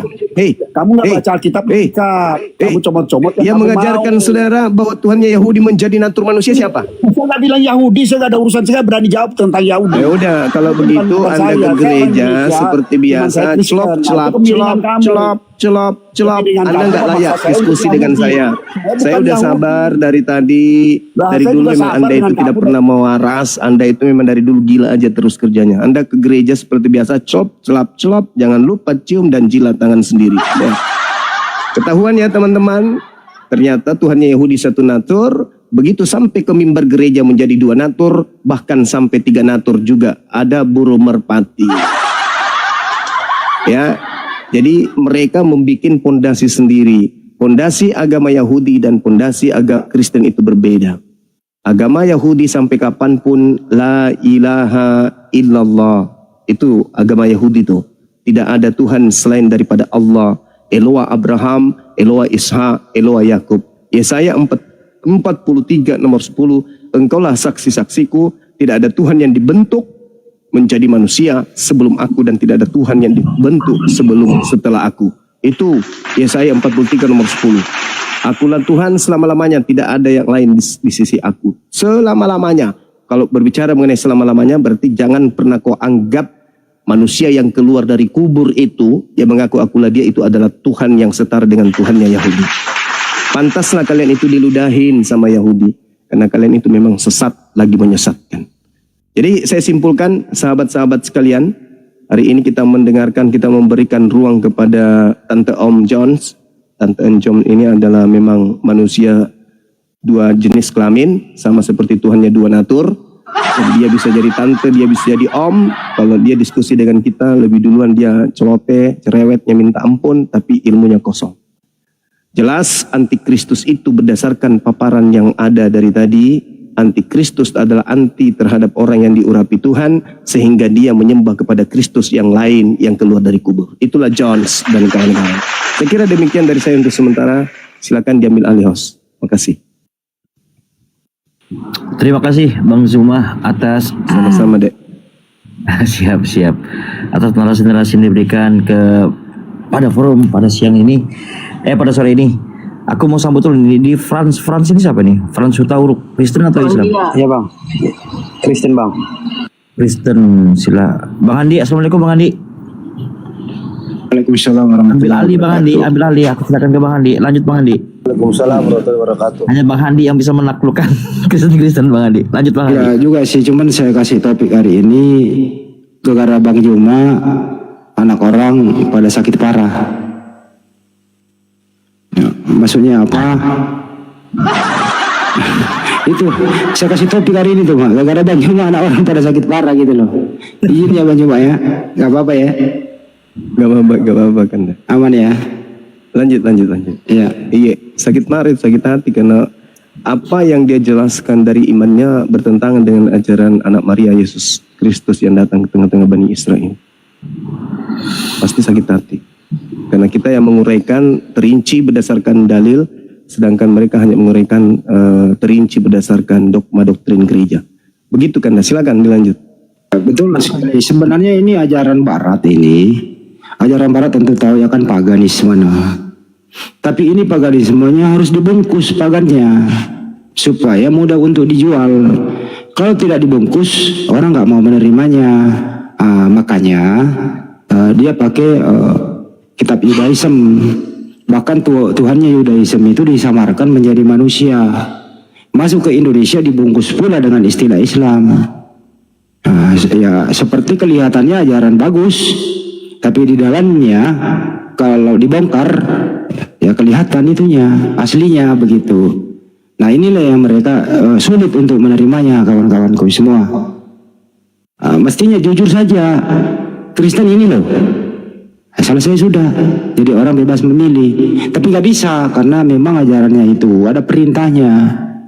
Pergilah ke seluruh dunia, beritakanlah ini barang ke segala makhluk. Percaya dibaptis, tidak percaya ya dihukum.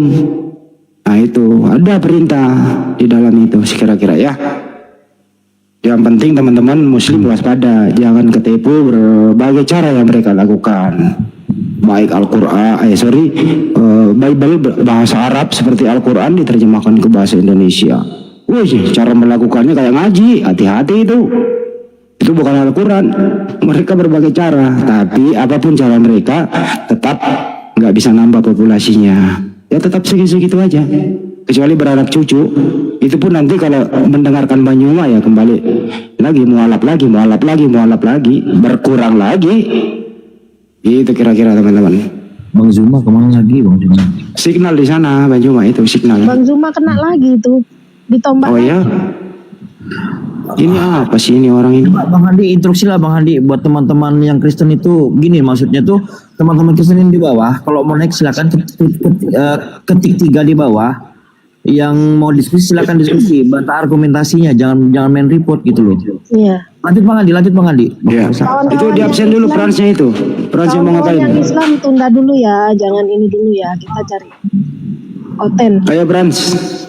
Wah ini juga Frans ini kayaknya anak baik nih. Ya gini Bang, Iya gimana dek? tujuanku datang ke sini ya aku kan mencari ilmu bukan untuk mau berdebat atau membantah atau beradu argumen. Jadi gini Bang, aku mau nanya Bang. Kalau Bang kan aku seringnya nanya. Jadi yang aku tanya itu, apakah seluruh ajaran-ajaran di agama Islam itu, yang ada di agama Islam itu menuju kita ke pintu surga? Itu aja Bang. Dan kasih tahu penjelasannya. Ya, Banyuma ada pertanyaan bagus ini Banyuma. Apakah semua ajaran di dalam Islam itu menuntun orang masuk surga? Iya, betul. Nabi Muhammad SAW di dalam Al-Quran surah Al-Jumu'ah ya diutus oleh Allah ke atas muka bumi ini untuk mensucikan manusia. Sedangkan untuk masuk ke dalam surga wajib hukumnya kemudian manusia itu suci. Gak bisa tidak. Bismillahirrahmanirrahim. Huwallazi ba'atha fil ummiyina rasulan minhum yatslu alaihim ayatihi. Jadi Nabi Muhammad SAW diutus sebagai rasul ya kepada manusia untuk mengajarkan kemudian ketetapan-ketetapan Allah. Tujuannya untuk mensucikan jiwa manusia. mengajar manusia tentang kitab dan hikmah atau sunnah. Itu Al-Quran Karim menjelaskan itu. Jadi siapa yang mengikuti Nabi Muhammad, maka orang itu pasti suci jiwanya, dan orang ini layak masuk ke dalam surga. Karena surga itu kudus, maka yang mesti masuk di sana adalah orang yang kudus. Nabi Muhammad diutus, huwallazi ba'atha fil ummiyina rasulan minhum yatlu 'alaihim ayati wa yuzakkihim wa yu'allimuhumul kitaba wal hikmah wa in kuntum min qablu lafi dhalalin mubin. Nabi Muhammad satu-satunya manusia yang diutus kemudian untuk seluruh umat manusia. Makanya dikatakan, ya ayuhan nas, inni rasulullahi ilaikum jami'a. Wahai seluruh manusia, sesungguhnya aku ini adalah utusan Tuhanmu kepada kalian seluruhnya. Kalau Yesus, ya Bani Israel, aku adalah utusan Tuhan untuk kalian. Musa, wahai Bani Israel, aku utusan Tuhan untuk kalian. Tapi kalau Nabi Muhammad, inni rasulullahi ilaikum jami'a. Aku adalah utusan Tuhan untuk kepada kalian seluruhnya. Itu saudara. Dan setelah Nabi Muhammad diutus, dia punya kewajiban untuk mensucikan jiwa-jiwa manusia. Jadi kami tidak perlu penebusan. Ada kemudian Tuhan turun jadi manusia, lalu dikatakan inilah kambing, inilah domba yang menebus dosa. Alah, itu penghinaan itu. Sudahlah Tuhan dianggap jadi manusia, sudah gitu dianggap lagi domba, dianggap binatang, habis itu digerek, ditombak, dibunuh, digantung. Alah, itu ajaran apa itu? Walladzi ba'atha fil ummiyin rasulan minhum yatlu 'alaihim ayatihi wa yuzakkihim. Aku Tuhan mengutus rasulku Nabi Muhammad dari kalangan manusia itu sendiri untuk membacakan kepada mereka Al-Qur'anku dan untuk mensucikan mereka dan mengajarkan kepada mereka ketetapan-ketetapanku dan hikmat yang sunnah, meskipun sebelumnya mereka benar-benar dalam kesesatan yang nyata. Jadi kalau mau masuk surga, solusinya cuma satu, dinul Islam, menjadi pengikut Nabi Muhammad SAW.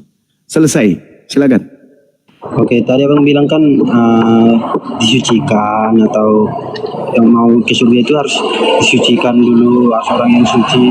Jadi gini bang, yang mau tanya lagi bang, apakah sudah ada manusia atau yang pernah menjadi manusia di dalam Muslim, mau di Al-Qur'annya atau mau di dalam dunia nyata sekarang yang sudah suci akibat masuk Islam? Ya, seluruh umat manusia itu manusia suci.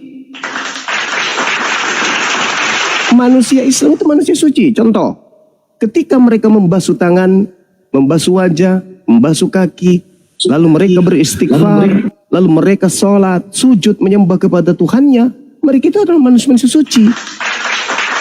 Mereka nggak makan makanan yang diharamkan, mereka tidak minum minuman yang diharamkan, mereka tidak mengotori jasad mereka dengan hal yang dengan najis. Tidak. Mereka mensucikan jasad mereka, tubuh mereka, dan mereka membersihkan rohani mereka. Jadi Islam itu kenanya dua, membersihkan jasmani. Apa jasmani ini? Tubuh, raga kita. Makanya di Islam itu ada mandi junub, Anda mandi tahir, mandi besar. Kemudian ada wudu, pembasuhan. Kemudian mereka secara rohani membersihkan membersihkan rohani mereka dengan zikir, dengan ibadah, amalan-amalan soleh. Coba, ketika dikatakan jangan engkau makan babi, orang yang makan babi apa boleh dikatakan orang suci? Sementara dia memasukkan ke dalam raganya, ke dalam tubuhnya hal yang diharamkan Tuhan. Di Islam tak bisa. Maka Islam itu ketika orang itu asyhadu alla ilaha illallah wa asyhadu anna Muhammadar Rasulullah, maka orang itu suci bersih seperti kain atau kertas yang putih tanpa noda. Ketika mereka punya noda, maka mereka mencuci diri mereka. Seperti kain ketika mereka kena noda, maka mereka mencuci pakaian tersebut. Apa cuciannya? Apa mesin? Apa alat mencucinya? Wudu. Bagaimana caranya kemudian untuk merapikannya? Sholat. Maka umat Islam ketika dia keteteran dengan dosa, kembali kepada Tuhan dengan sholat. Ibadah, sholat, ibadah, sholat. Makanya saya berpesan melalui forum ini, kalau ada saudara-saudara Islam yang melakukan kemaksiatan, ya jangan lupa sholat.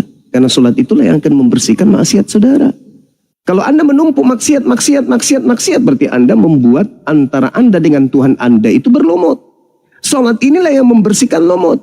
Ibarat antara kita dengan Tuhan kita itu ada cermin. Semakin banyak kita sholat, semakin bersih cermin kita. Semakin bersih cermin kita, semakin nampak kuasa Tuhan. Semakin nampak kuasa Tuhan, semakin bisa kita menjaga diri dari maksiat yang lain. Maka sholat. Karena sholat itulah yang membersihkan kemudian manusia dari dosa. Begitu saudara-saudara. Jadi Islam itu suci orangnya. Islam itu bersih. Banyak maksiatnya, tapi dia tidak pernah menyembah selain daripada Allah.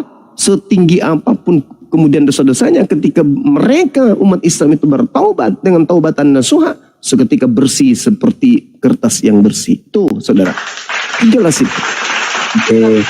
Jadi gini bang, tadi kan ku dengar abang bilang itu manusia, orang Islam itu kalau sudah menganut agama Islam itu pasti disucikan dan suci, dan ketika berbuat dosa itu pasti bertobat atau apa gitu. Maksudnya gini bang, yang dikatakan suci itu apakah bisa berganti-ganti jadi pendosa kemudian menjadi suci lagi setelah bertobat habis itu pendosa? Karena setahuku bang, iya betul yang abang bilang tadi itu memang haram, itu perbuatan dosa. Cuman masih banyak perbuatan dosa yang tidak harus terlihat mata.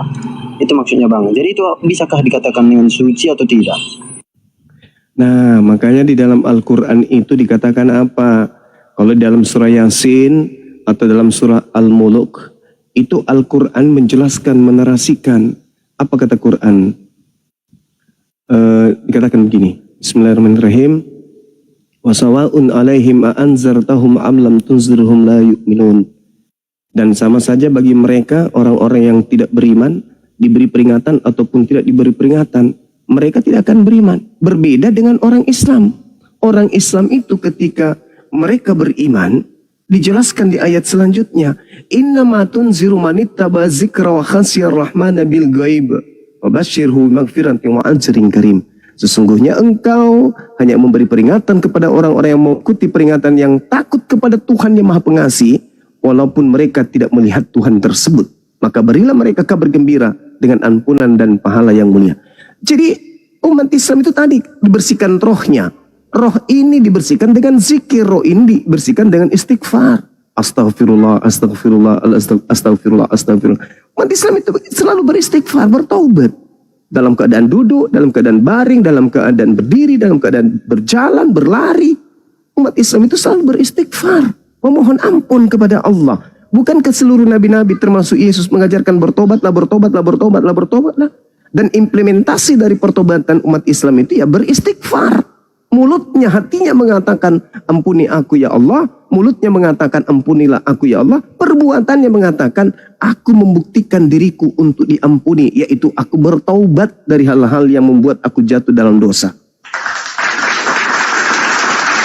Itu. Jadi di Islam itu ketika melakukan dosa kembali astaghfirullahaladzim, bertobat. Kalau di Kristen ya maaf nih, Tuhan mereka harus mati di atas tiang salib. Oke. Sekarang ketika Kristen berdosa lagi, apa yang mereka lakukan? Bunuh Tuhan lagi gitu. Ujung-ujungnya bertobat lagi kan? Ya berarti meniru-niru agama Islam. Kenapa harus bertobat lagi? Bukankah Yesus itu sudah mengampuni dosa kalian? Jadi logikanya kalau Yesus sudah menebus dosa kalian, maka kalian bebas melakukan dosa. Itulah yang dikatakan oleh Paulus di dalam Galatia 2 nomor 16. Galatia 5 nomor 4. Galatia 3 nomor 27. Itulah yang dikatakan oleh Yesus, oleh Paulus. Kalian bukan lagi hamba. Kalian adalah orang-orang merdeka. Galatia 5 nomor 1, Kristus telah memerdekakan kita. Dari apa? Dari penghambaan. Dari apa? Dari aturan-aturan. Jadi orang Kristen itu bebas, mau ngapain aja boleh. Lah kalau orang Kristen melakukan dosa lalu bertobat, itu lucu. Lucu itu kalau ada orang Kristen bertobat, itu lucu kali. Untuk apa Kristen bertobat? Bukankah dosa-dosanya sudah ditebus? Jadi apapun yang dilakukan, ya silakan. Anda bukan hamba Tuhan lagi. Anda adalah pewaris. Sebagai pewaris Tuhan, ya dia adalah anak-anak Tuhan. Sebagai anak Tuhan, masa ada dosa? Tuhan bebas enggak? Bebas. Tuhan mau ngapain aja boleh enggak? Boleh. Begitulah kalian yang adalah anak Tuhan. Kalian boleh apa saja karena kalian adalah pewaris. Jadi jangan pernah menyentuh ajaran Islam bertobat. Itu lucu. Makanya di Kristen itu nggak ada aturan, Bung, nggak ada larangan. Di Kristen itu apa larangannya di Kristen? Nggak ada. Itu baik. Jadi gini Bang, sebenarnya sih kalau jawaban abang atau keterangan abang dari pertanyaanku tadi ya belum menjawab seutuhnya sih. Rasa penasaran awak belum terjawab secara seutuhnya. Cuman gini Bang, mungkin ada kawan yang mau membantah yang abang bilang itu, saya kasih waktu dulu lah. Karena niat saya Bang mau mencari mau cari tahu atau penasaran. Jadi saya tidak pandai berdebat. Tapi mungkin dari keterangan abang mungkin ada kawan yang mau berdebat. Jadi saya kasih waktu dulu Bang. Siang Bang Juma. Iya, siang Bang Juma. Iya. Mau bertanya, apakah Nabi Muhammad adalah Mesias palsu atau Nabi palsu? Nabi palsunya dinubuatkan di dalam Bible itu datang kepada muridnya Yesus dan berada pada angkatan pertama, yaitu abad pertama. Datang kepada kepada murid Yesus, mengaku bertemu dengan Kristus di padang gurun. Itu nabi palsunya. Nabi Muhammad tidak pernah mengaku bertemu dengan Kristus. Tidak pernah mengaku bertemu dengan Kristus di padang gurun. Tidak pernah mengaku bertemu makhluk yang mengaku akulah dia. Nabi Muhammad tidak ada sedikit pun diceritakan di dalam Bible sebagai nabi palsu. Nabi palsunya datang kepada murid Yesus di abad pertama. Siapa yang datang di abad pertama? Sedangkan nabiku adanya di abad ke-7. Itu jawabannya. Terima kasih jawabannya. Jadi begini Bang Juma, bagaimana bisa umat Islam bisa berdiri sedangkan Nabi Muhammad sudah meninggal? Nabi Muhammad SAW jasadnya meninggal, tapi ajarannya tetap hidup sampai hari ini. Yesus ajarannya setelah dia terangkat ke langit langsung habis, hilang langsung.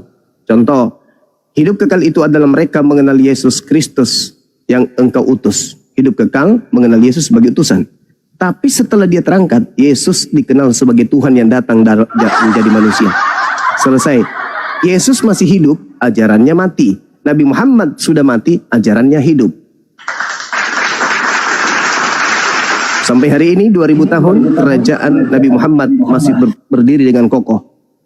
Kerajaan Nabi Muhammad berdiri dengan kokoh. Kitab sucinya Nabi Muhammad berdiri dengan kokoh. Ajaran agamanya Nabi Muhammad berdiri dengan kokoh. Tapi Yesus, ajarannya mana? Hilang. Gak ada lagi ajaran Yesus hari ini. Silakan. Ajaran Yesus kan damai sejahtera Bang Juma. Ajaran damai sejahtera itu sudah dibasmi oleh Paulus di dalam Efesus 2 nomor 15. Ajaran damai sejahtera itu adanya di dalam Torah. Coba Anda baca hukum utama dan hukum terutama. Seluruh hukum pertama dan utama dan hukum kedua itu termaktub di dalam hukum Torah. Kepada hukum Torah, kepada Tauratlah kedua hukum ini kemudian tersimpul. Sedangkan Paulus mengatakan dalam Efesus 2 nomor 15, dengan matinya Yesus di tiang salib, maka Yesus telah membatalkan hukum Taurat beserta segala ketetapan yang ada di dalamnya. Berarti termasuk ajaran kasih damai sejahtera. Habis. Makanya muncul agama Paulus, agama Kristen, pengikut Kristus, makhluk yang keluar dari kuburan yang mengaku Kristus. Bagaimana caranya orang Kristen mengatakan ajaran Kristen ini adalah damai sejahtera? Bagaimana mau damai? Ditanya yang mana Tuhanmu? Yesus. Yang dua pensiun? Enggak, dia juga adalah Tuhan. Berarti ada tiga? Enggak, satu. Satu yang mana? Satu dalam tiga yang satu dalam satu. Bagaimana mau damai kalau konsep Tuhan aja nggak selesai-selesai? Mau sejahtera apa? Sudah diwanti-wanti. Warisan yang disiapkan oleh Yesus adalah pengusiran. Bagaimana mau sejahtera hidupnya? Sedangkan Yesusnya berkata di dalam pengajaran Yesus Matius 19, jika engkau ingin menjadi pengikutku, maka lakukan segala kehendak Bapa.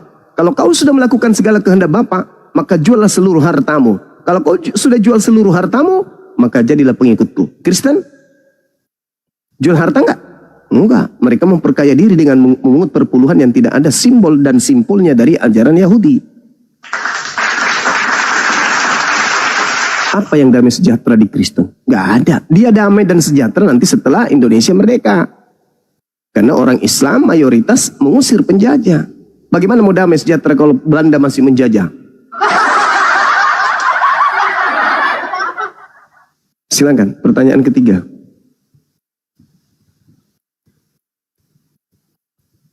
Orang Kristen itu pemimpinnya Bang Juma tidak ada yang 2 kali kawin, 3 kali kawin, jadi damai sejahtera semuanya. Oke. Agama yang melarang 1 kali kawin bagi laki-laki itu adalah agama yang melegalkan persinahan.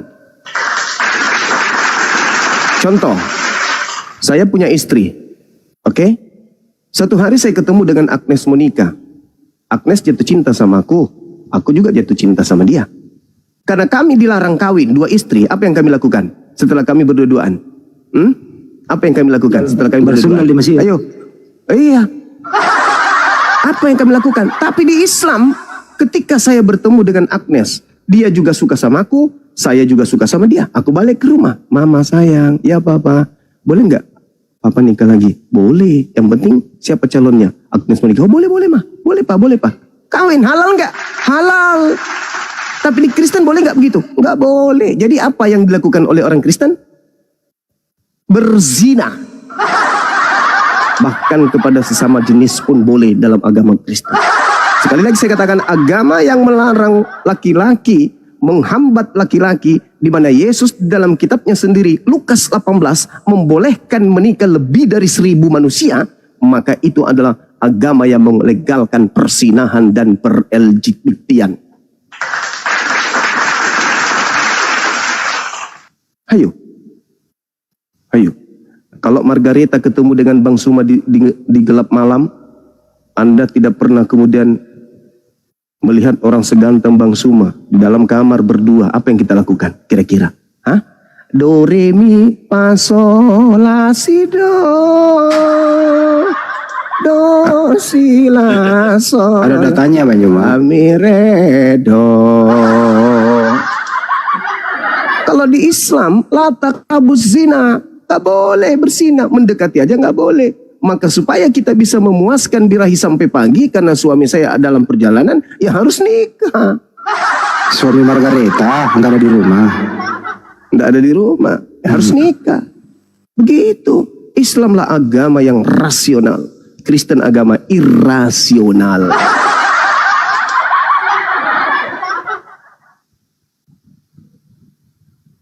Marilah. Ada lagi pertanyaan keempat.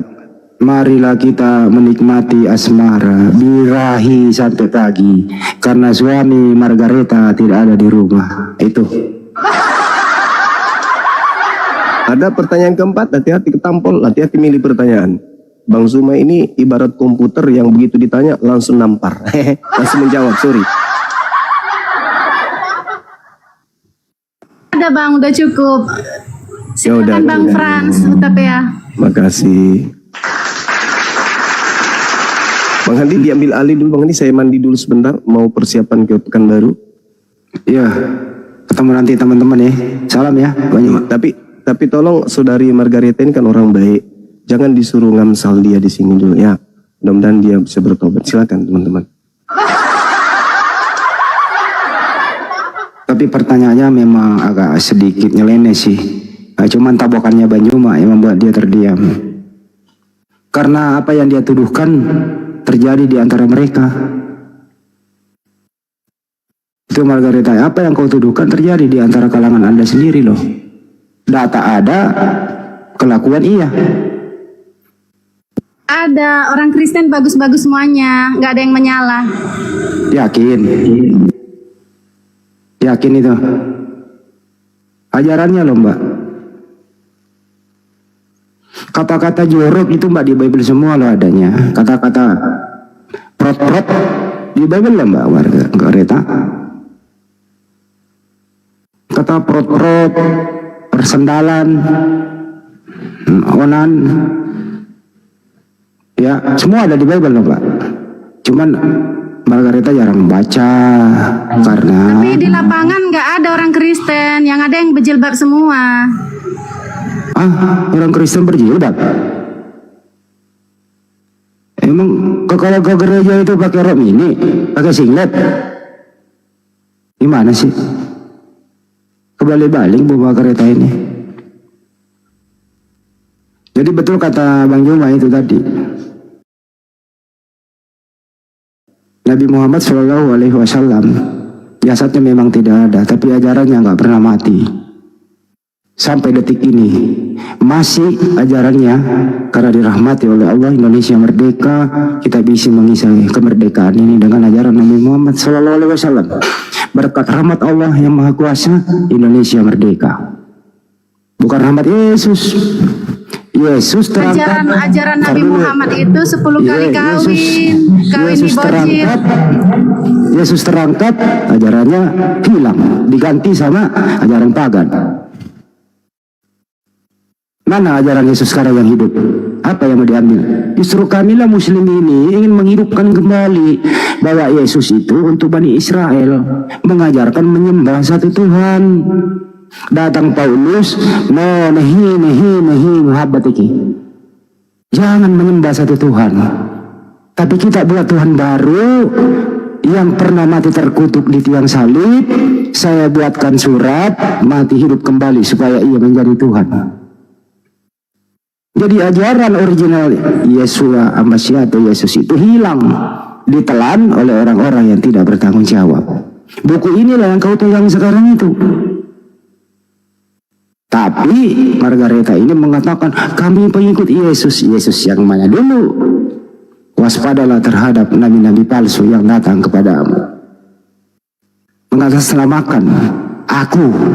Padahal Yesus berkata, apabila ada orang mengaku bertemu Mesias ada di sana, Mesias ada di sini, jangan kau percaya.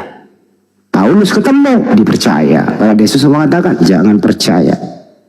Inilah yang saya maksud tadi Bang Jumba, bahwa ajarannya asli Yesus itu udah hilang, ditelan bumi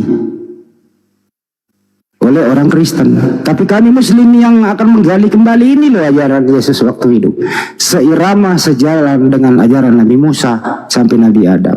Yesus berkata, masih banyak yang ingin kusampaikan kepada kalian semua, kalian belum sanggup menanggungnya. Baiklah, aku akan pergi, aku akan minta kepada Bapa, akan datang seorang penolong yang lain, dia akan memuliakan aku. Sesudah Yesus, siapakah nabi yang memuliakan Yesus dan nabi-nabi sebelumnya? Siapa yang memuliakan? Nabi Muhammad SAW memuliakan semua para nabi. Kami ini memuliakan semua para nabi.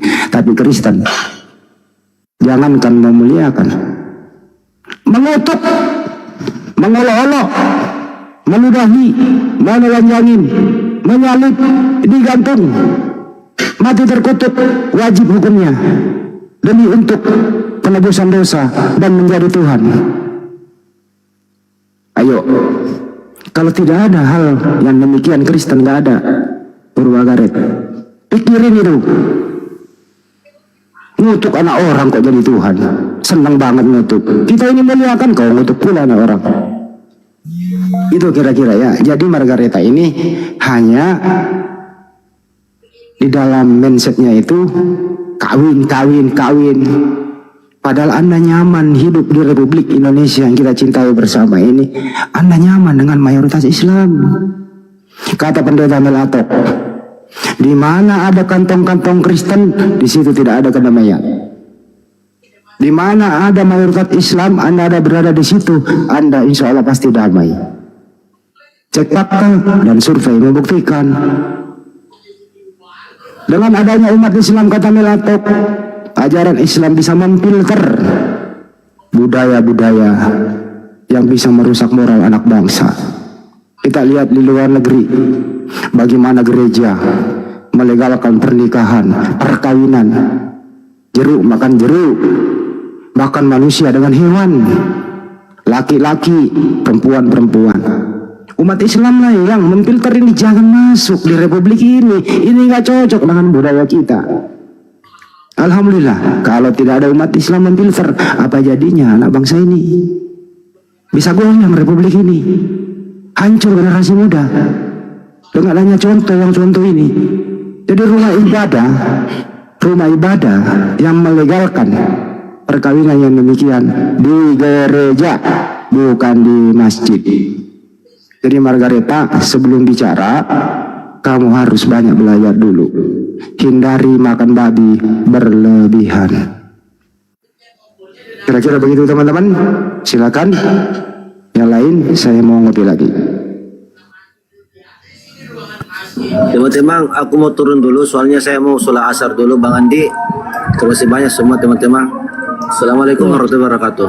Ya, makasih Bang Arjuna. Waalaikumsalam. Iya, iya. Meli, selamat sore Meli.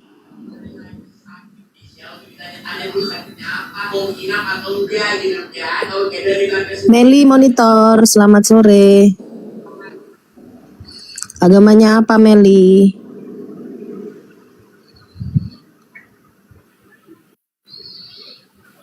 Ya, terdiam. Apalagi itu Margareta mau ngomong apa lagi? Kita turunkan yang diam. Jangan diturunin Margaretanya.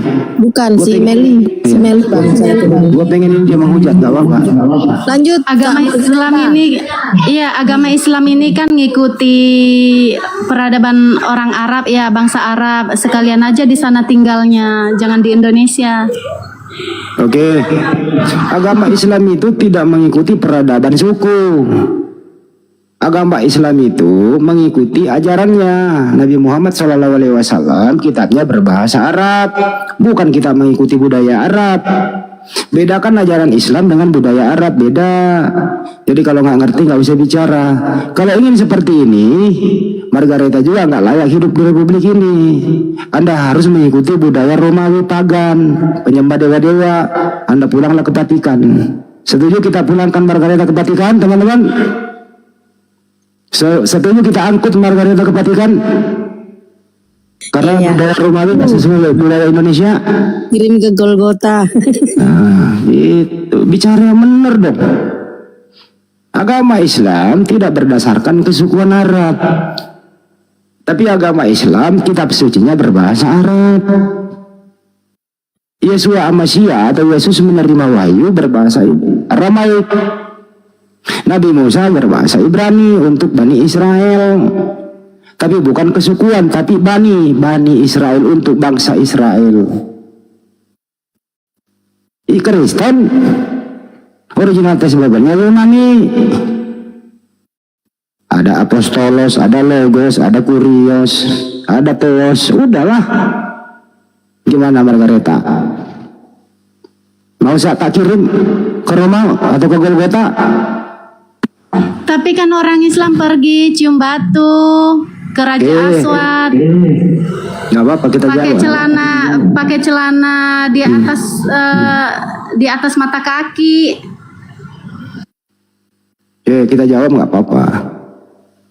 Pakaian ihram itu bukan celana, itu pakaian ihram dipakai semua orang yang menunaikan ibadah haji. Hajar Aswad itu tidak wajib hukumnya untuk dicium. Hanya Nabi pernah menciumnya, yaitu hukumnya sunnah. Itu ya, jadi tidak wajib hukumnya. Dicium boleh nggak apa-apa juga, nggak apa-apa, nggak dicium, nggak ada masalah. Tuh, itu jawabannya. Tapi kalau di Bible mencium batu bara juga ada itu. Mencium batu bara, menghapus dosa. Terus lembu jantan itu haruslah dibakar kulitnya dan kotorannya harus kalau kau bakar di luar perkemahan itulah menghapus dosa. Yesus adalah kisah 11 gitu ya. Yesus adalah batu penjuru yang dibuang oleh tukang bangunan. Dialah batu itu sendiri. Jadi Tuhanmu adalah batu penjuru. Jadi yang kau sembah itu batu juga. Yesus batu. Tertulis dengan jelas di Bible. Masih mau kau datang besok Margareta? Apalagi yang kau mau hina di sini, Nista, hujat. Tapi di lapangan kenyataannya orang pergi ke Arab. Orang Islam pergi ke Arab kenyataannya. Rukun Islam salah satunya itu adalah ibadah haji bagi orang yang mampu. Nah itu rukun Islam, wajib hukumnya bagi orang yang mampu yang menunaikan ibadah haji. Kalau nggak mampu nggak wajib. Itu rukun Islam. Kalau rukun oten apa? Nggak ada rukunnya. Nggak ada bebas sebebasnya. Dengan matinya Yesus di tiang salib, Segala perintah hukum Taurat dibatalkan, membuat hukum baru. Siapa yang membuat hukum? 13 kitab dari Paulus. Di sanalah hukumnya. Apa itu? Bebas makan babi, bebas minuman haram, tidak ada lagi hukum kawin. Pokoknya bebas sebebas-bebasnya. Mantap kan, Margareta? Segalanya halal ya Bang Andi. Segala sesuatu halal bagiku, Waduh. kata Paulus. Pertanyaan Margareta, sudah berapa kilo daging babi kau makan selama hidupmu? 100 Jawab. kilo. Berapa? 100 kilo. Oke. 100 kilo. 100 kilo. Moncong babi itu kau makan pula moncongnya? Iya, dimakan semuanya. Pantas moncongmu kayak moncong babi.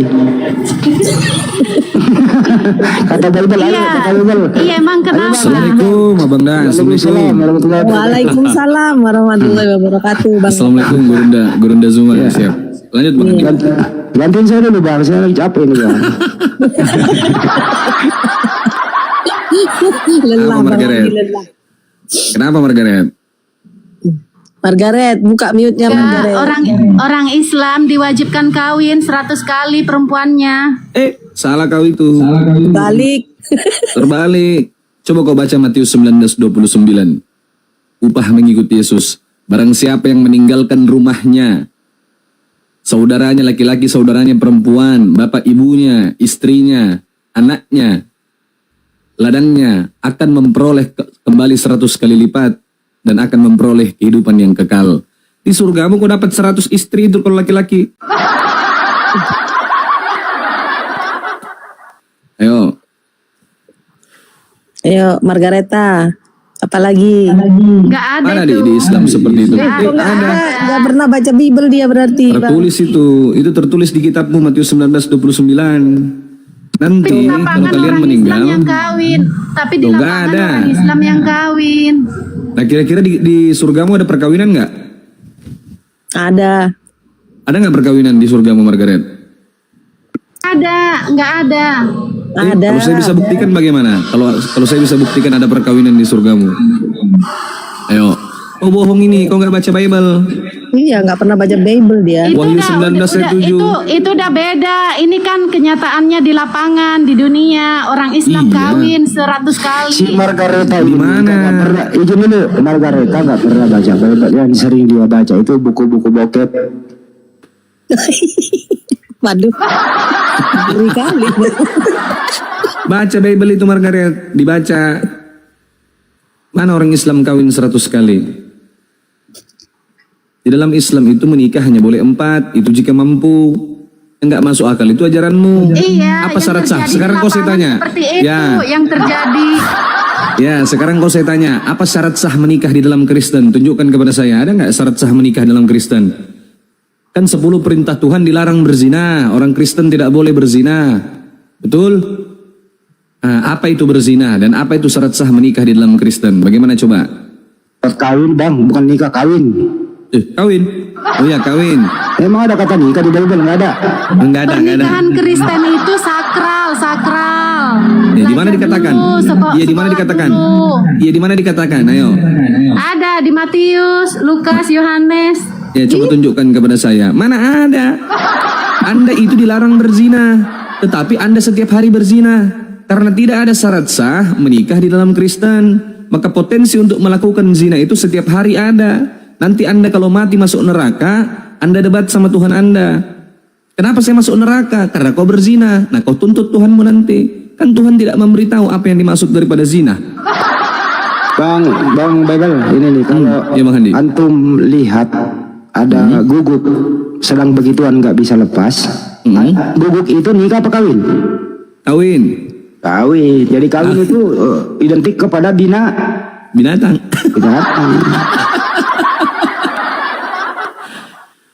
Iya, itu tertulis dalam kitabmu Margaret. Wahyu 19 ayat 7. Marilah kita bersorak-sorai, perkawinan anak domba telah siap. Ayo, telah tiba dan pengantinnya telah siap sedia. Siapa anak domba yang kawin itu Margaret? Margaret, siapa anak domba yang kawin itu? kenyataan di dunia orang Islam yang kawin 100 kali, 10 kali, 4 kali. Di mana coba, ayo. Dunia nyata. Dunia nyata yang mana? Yang mana kau bilang dunia nyata? Itu halu kau itu. Mana ada orang Islam memperbolehkan menikah sampai 100 kali? Nikahi saja 1. Boleh menikah 2, 3, 4 kalau mampu. Kalau mampu berlaku adil. Kalau tidak mampu berlaku adil, maka nikahi 1 saja. Nah, kalau orang Kristen sekarang saya tanya, Anda boleh menikah berapa kali dalam kitab Anda? Cuman 1. Nah, di mana dikatakan? Coba.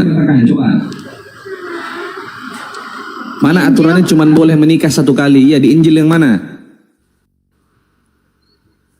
Di mana dikatakan di situ cuman menikah boleh 1 kali, tidak boleh 2, tidak boleh 3, tidak boleh 4. Yang aku pertanyakan di lapangan ini di Indonesia ini, mana ada orang Kristen yang nikah 3 kali, 4 kali? Iya, makanya di mana diatur? Di mana Orang diatur? Islam yang kawin 4 kali. Ada yang nikah 2, 3, 4 kali Kristen, tapi kau tak tahu itu. Ada. Bukan kawin, tapi taruh sana, taruh sini, taruh sana, taruh sini. Ayo Margaret, di mana aturannya di dalam kitabmu bahwa hanya boleh menikah 1? Margaret aja simpanan dari siapa itu? Lihat aja di Indonesia ini orang Islam yang banyak Kau simpanan siapa? kawin 4 kali, 3 kali. Di mana? Di mana kau lihat itu? Mana-mana bertebaran. Orang Kristen gak ada yang seperti itu. Baik. Kata siapa? Kau tidak tahu tetanggaku ada nikah 3 kali Kristen. Ayo. Tetangga saya ada 3 istrinya Kristen. Bagaimana itu Margaret? Gak ada dilarang di agamamu itu menikah 2, 3, 4. Sedangkan Salomo saja istrinya 700. Kebanyakan orang Islam yang seperti itu. Justru Islam itu mengatur. Ajaran poligami itu mengatur. Islam itu menyempurnakan. Datangnya Islam, ya, itu menyempurnakan, mengatur menikah itu dibatasi hanya boleh 4. Seandainya Islam itu tidak ada, Islam itu tidak datang, ya. Seandainya tidak ada Islam, orang menikah sampai 700 kali seperti Salomo itu. Bayangkan. Seandainya tidak ada Islam, orang menikah 700 kali. 700 istrinya orang. Ayo. Gadein gue, host. Bagaimana itu? Host, gadein gue. Nah, gadein Bang Handi. Bersyukur kau datang Islam dibatasi 4. Coba Salomo Daud banyaknya istrinya itu. Nah, ini saking tidak ada aturan. Menikah sama guk-guk. Ayo. Siapa yang memberkati ini? Bang Hadi, apa tuh Bang Hadi? Iya, tapi di Indonesia banyak orang Islam yang kawin 4 kali. Gak apa-apa nikah 4 kali karena dia mampu. Bagaimana ini nikah sama guk-guk? Masuk akal nggak? Bisa kawin, bisa diberkati ini, bisa diberkati dalam gereja Margaret. Margaret, ini gereja mana yang memberkati di pernikahan sama guk-guk manusia? Ayo.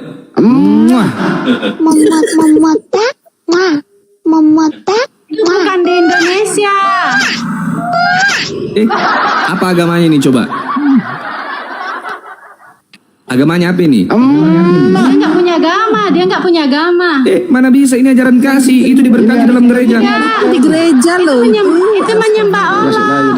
Itu menyembah Allah. Itu di gereja itu tadi. Malu kau ya? Malu si Margaret. Nggak boleh malu, akui saja jujur bahwa di Kristen itu tidak ada aturan. Bapak-bapak boleh menikah sama bapak-bapak, ibu-ibu boleh menikah sama ibu-ibu. Jika tidak ada opsi manusia yang tidak mau sama kita, maka boleh menikah sama guk-guk, menikah sama ayam, menikah sama ikan, karena tidak ada aturan.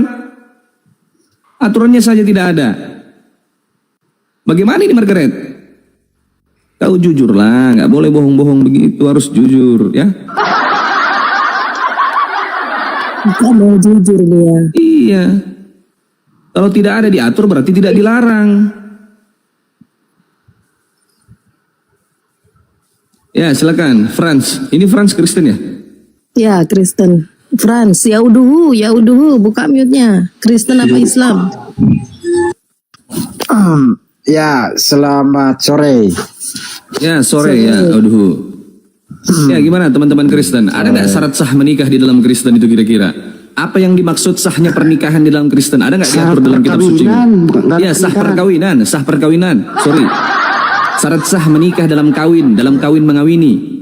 Ada nggak? Saksikan dulu ini. Iya. Nah, gak usah kasih suara. Bapak-bapak menikah sama bapak-bapak. Iya. Oke.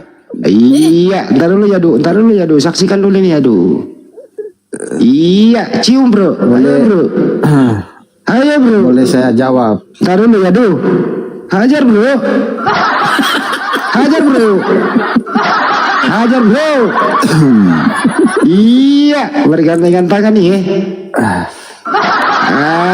Iya. Yang kiri namanya Yadu, yang kanan namanya Luga. Iya. Ih, ketawa-ketawa senyum nih. Boleh menjawab. Cici senyum-senyum nih. Selamat ya. Gak tahu yang mana yang laki, yang mana perempuan nih. Maharnya apa nih ya? Cici, selamat ya teman-teman Kristen ya. Udah, cukup. Ya, gimana itu? Aduh, Nggak ada yang lucu. Iya, bagimu karena kau nggak normal. Oke. Kalau orang normal pasti jijik itu, nggak mungkin dia main pedang-pedangan. Nggak ada di sini di Indonesia, nggak ada begitu. Masa parametermu cuma di Indonesia? Memangnya Kristen cuma ada di Indonesia? Kristen kan katanya ada di seluruh dunia, agama paling besar, walaupun terpecah belah menjadi 60.000. Aduh. Ya, boleh, apa syarat sah? Ya, silakan jawab. Apa syarat sah kawin mengawini di dalam Kristen itu yang dikatakan sahnya pernikahan, sahnya perkawinan itu coba. Oke. Jadi silakan. Kalau kita berbicara tentu ada dasar ya. Ya, harus ada dasar. Kristen. Oke. Di dalam kekristenan ya. Itu berbicara satu lagi, tunggu. Satu lagi. Hayya. Hayya. Yang panjang rambutnya Margareta. Yang pendek rambutnya Bu Rasmi. Iya, aku Bang Andi. Bu Rasmi sama Margareta. Nggak lucu, nggak ada yang lucu. Margareta sama Ibu Rasmi. Yang lucu itu kawin sampai 5 kali. Selamat ya. Margareta. Oke. Rasmi. Saya berbicara dong. Waktu saya dong. Iya, Pak Duhu, silakan Pak Duhu. Tanggapi coba. Ya. Di dalam pernikahan itu adalah sesuatu sakral yang dilakukan oleh umat Kristen. Ya. Di dalam dasarnya di dalam Kejadian 1 dan ayat 27 dan 28. Iya, coba bacakan kepada saya. Bapak menyimak tidak pertanyaan saya tadi? Iya, saya tunjukkan kepada saya sebegini, saudara dengarkan saya. Tunjukkan kepada saya secara tertulis di dalam kitab suci Anda apa yang dimaksud syarat sah dalam menikah. Syarat sah menikah di dalam Kristen. Iya. Kawin. Ya. Syarat kawin. Iya. Syarat kawin mengawini di dalam Kristen. Silakan. Iya. Coba. Oke. Tunjukkan.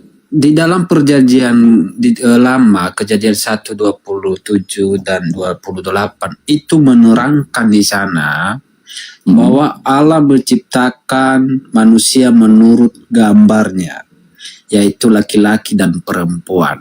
Itu nggak yang bukan itu yang saya maksud. Itu Kejadian 1:26. Ya, saya tahu yang kau maksud. Iya, sabar. Itu tidak menjawab pertanyaanku. Yang saya minta syarat kawin mengawini, syarat perkawinan, sahnya perkawinan itu apa? Syarat. Kalau di dalam begini saya kasih contoh. Begini saya kasih contoh. Dan satu Hawa. Kacau kau ini. Syarat. Begini ya dulu ya. Sini saya kasih kau contoh. Di dalam Islam syarat sah nikah itu, dalam Islam itu ada yang namanya ijab kabul. Harus ada saksinya, ada walinya, ada maharnya. Yang pasti harus lawan jenis, tidak boleh sesama jenis, apalagi sama wih haram. Tidak boleh kami. Ada penghulunya, ada yang menikahkan. Itu syarat sah menikah. Setelah membaca ijab kabul, maka sudah. disaksikan oleh orang. Lalu orang yang menyaksikan itu berkata sudah. apakah itu sah atau tidak sah. Kalau mereka mengatakan sah, maka sah pernikahan. Ya, sudah. Ada aturannya jelas. Nah, sedangkan saya tanya sama kau, di dalam Kristen syarat sah pernikahan, kawin mengawini, perkawinan, ya, kawin perkawinan, Ini apa saya itu? sedang menjelaskan. Ya, coba Saya jelaskan. sedang menjelaskan. Ya, jelaskan coba. Oke, di dalam kejadian yang saya bacakan, itu syarat pertamanya adalah Tuhan menciptakan laki-laki dan perempuan. Itu dulu dasarnya. Itu dasar mendasar, hal yang mendasar. Maka ketika laki-laki dan perempuan, ya, ketika sudah besar, maka dia dinikahkan, dia akan meninggalkan ayahnya dan ibunya dan bersatu kepada suaminya. Itu Ada nggak tertulis itu? di dalam pernikahan itu. Ada nggak tertulis itu? Di Yang dalam saya minta ini kejadian tertulis di kitab suci itu opinimu, Ada. Yang kau Kamu- jelaskan kamu kepada saya belajar- itu standar manusia pada umumnya. Yang saya minta ini tertulis dalam kitab sucimu. Itu yang saya minta. Kamu udah baca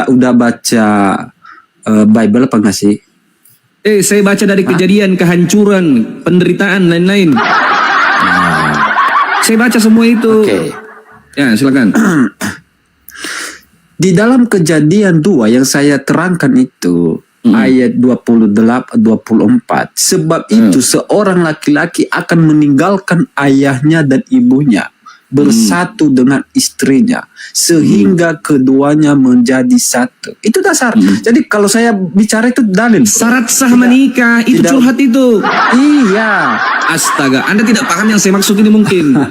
Syarat sah pernikahan itu saudara, yang saya maksud ini Jadi bagaimana saya begini ya. sederhanakan bahasanya ya. Boleh saya bicara? Boleh Anda bicara, tapi Anda harus paham dulu apa yang saya tanyakan ini. Tata cara dalam menikah, etika, adab, perbuatan pada saat menikah itu syarat-syarat pada saat dia mau menikah itu apa yang harus dilakukan, apa yang harus disediakan sehingga dia menjadi sah itu apa? Kamu tangkap nggak poin? Oke, kamu tangkap poin yang saya sampaikan tadi. Kamu Nggak tangkap karena yang kau ceritakan itu curhat. Allah, Yang kau kutip kejadian 1 Oke, kau ketawakan saya. Oke, boleh. Sekarang saya bahas apa yang kau kutip tadi. poin Saya yang ikuti. saya sampaikan tadi kalau kamu Ya, paham. yang kau sampaikan, Anda mengutip kejadian pasal 1 ayatnya yang ke-26. Sebentar. Iya, apa Anda poin? Apa poin saat Iya. itu? Ini saya sampaikan. Apa poin yang Ini saya saya sampaikan. terangkan Iya, ini saya sampaikan. Anda mengutip kejadian 1:26. Sedangkan kejadian 1:26 itu berbunyi seperti ini. Demikianlah firman Tuhan. Marilah kita menciptakan manusia menurut gambar dan rupa kita. Betul? Coba dikorek kupingnya. Saya bunyikan ayat 27 bukan 26. Itulah kamu kan. Sudah lanjut. Coba lanjut sampai ke 27. Iya, lanjut coba. Baca 27-nya, baca apa? Jangan terguncang, kita pelan-pelan aja, santai aja. Kok saya terguncang itu loh? Iya. Lanjut. Coba kita saling mendengar. Ya. Oke, gitu ya. Oke, sekarang ya saya ya. Ternyata kamu tidak memahami apa yang saya sampaikan. Ya, silakan. Kamu bunyikan 26, padahal saya bunyikan 27. Artinya Anda tidak menyimak. Tadi kau apa bilang yang saya 26, 27 katamu aku dengar tadi. 27, 28. Ya sudah, baca 27, 28. Baca. Ya silakan Anda baca. Kenapa Anda nggak mau baca lagi? Biar saya paham. Berikan saya udah pemahaman. baca kok. Oke. Saya ulang ya. Kalau memang mengajar itu. Teman-teman menyimak ya. Oke. Apakah yang dia sampaikan ini sesuai dengan apa yang saya tanyakan? Silakan. Oke. Apa sih syarat untuk menikah berdasarkan Bible? Ya, di dalam Bible Kejadian 1, 27 dan 28, Tuhan Allah menciptakan manusia itu menurut gambarnya. Menurut gambar Allah ciptaannya dia laki-laki dan perempuan diciptakan mereka. Jadi syaratnya adalah, poinnya adalah laki-laki dan perempuan. Itu syarat. Itu kejadian 1:26 itu, bukan 27. Astaga. Itu kejadian 1:26. Tuh, yang kau baca itu 26. Kamu ada Bible nggak di situ? Ya sudah, kau lanjut aja deh. Saya kasih keringanan, lanjut.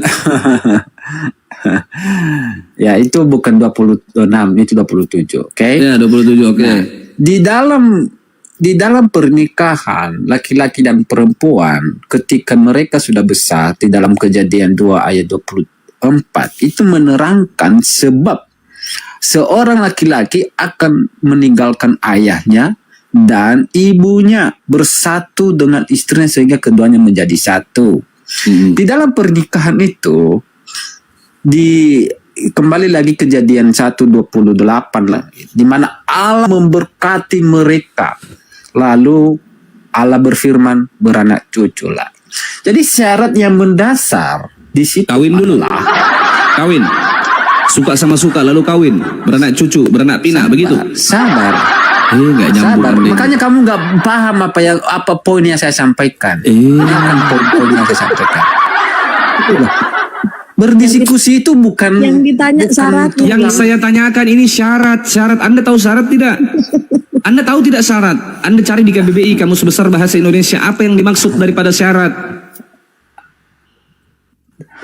Kalau ketetapan, syarat, ketentuan, ketentuan, aturan. Berbicara aturannya yang saya bicarakan.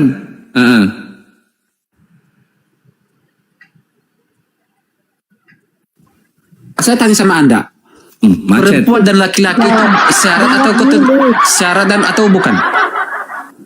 Ketentuan apa? Perempuan dan laki-laki. Pernikahan itu antara laki-laki, ya, perempuan dan laki-laki itu ada syarat utama atau bukan? Ya syarat utama, itu keharusan itu. Harus. Jawab. Nggak bisa sesama jenis. Itu ya, ketetapan keharusan. Tuhan. Itu ketetapan Tuhan. Nah, termasuk Oke. Itu termasuk syarat nggak? Ya, saya ikuti Anda termasuk syarat. Aku mau nanya ya dulu bentar. Ya, ya nyambung dulu. Dengar dulu. Ya, rumah ibadah mana? Kecilin aja saya. Ya, Bang Zuma aja, Bang Zuma. Rumah ibadah mana? Ya. Yang melegalkan perkawinan sesama jenis? A. Gereja. B. Masjid.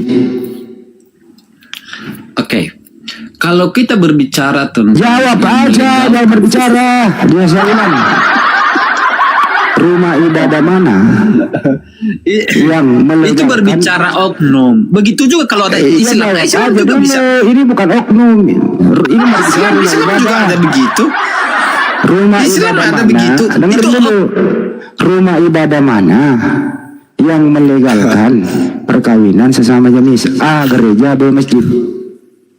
Kalau itu oknum, Islam juga ada yang di mana Islam penghulu mana? Ada. Di mana? Ya, tunjukkan. Oke. Di mana penghulu Islam di seluruh dunia yang menghalalkan pernikahan sesama jenis? Ada penghulu yang berani menikahkan sesama jenis? Ini saya berbicara ada Islam. Kalau begitu, nggak nyambung ini. Tunjukkan videonya. Ada masjid. Dengar ini aduh, tunjukkan videonya. Di mana ada masjid pernah melegalkan perkawinan sesama jenis. Masjid mana itu? Silakan. Iya, oke. Saya akan buka. Masjid ya, masjid. Oke. Kalau masalah itu banyak kasus-kasus. Ya, masjid mana? Tunjukkan. Tidak, itu umum. Iya, saya tunjukkan, saya cari. Sebentar, saya cari ini. Masjid mana? Dijawab. Sabar.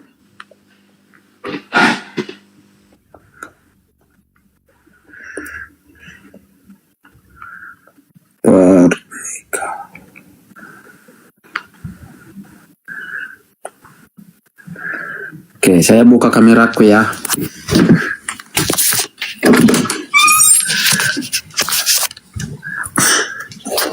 Bisa kamera saya tolong dibuka. Kok nggak bisa ya, di sini nggak bisa kebuka kamera. Ya buka sendiri lah. Coba buka, udah di itu. Oke. 56. Saya minta masjid. Di masjid mana pernah melegalkan itu? Kalau gereja is oke lah, banyak ya. Nah, sekarang lo mau buktikan masjid mana? Ayo, buruan. 1.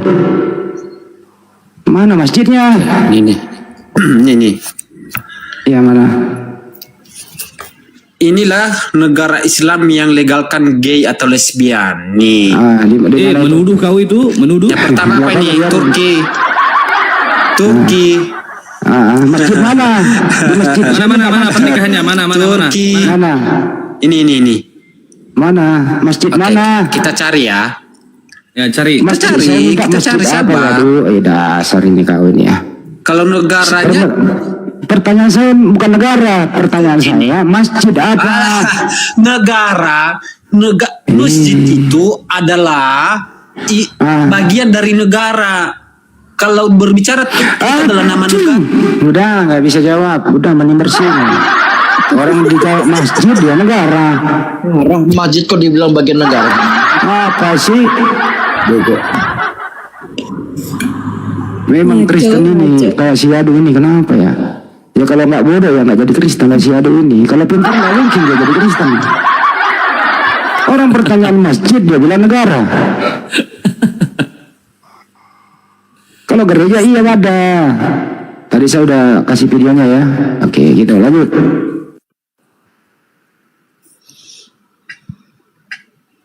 Franz, buka mute-nya. Oke. Iya kak. Ya. Ya gimana Franz? Mau menanggapi nggak tadi?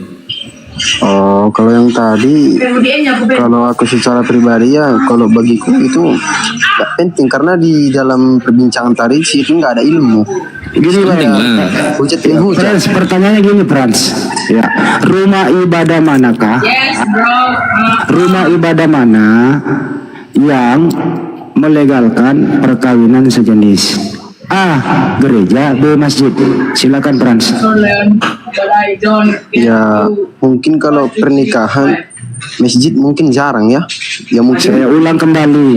Ya. Rumah ibadah manakah yang melegalkan perkawinan sejenis? A. Gereja, B. Masjid. Gereja. Ya, pintar, selesai. Lanjut. Ya. Jujur dia ya kan. Jujur si Franz ini. Penting Franz, penting. Kenapa saya tanyakan syarat pernikahan sah atau tidaknya pernikahan itu?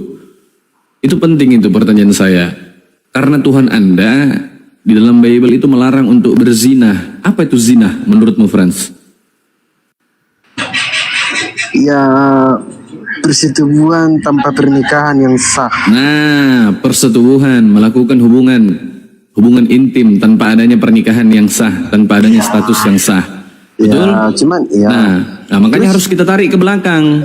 Jika berzinah itu adalah melakukan hubungan intim tanpa adanya status pernikahan, maka kita harus tarik ke belakang. Apa yang dimaksud sahnya pernikahan atau tidak itu di dalam Kristen? Ada nggak diatur itu? Oh ini sah menikahnya, oh ini tidak. Oh begini tata cara menikah dalam Kristen. Ada nggak aturannya di dalam kitabmu? Bang, ini bang ya.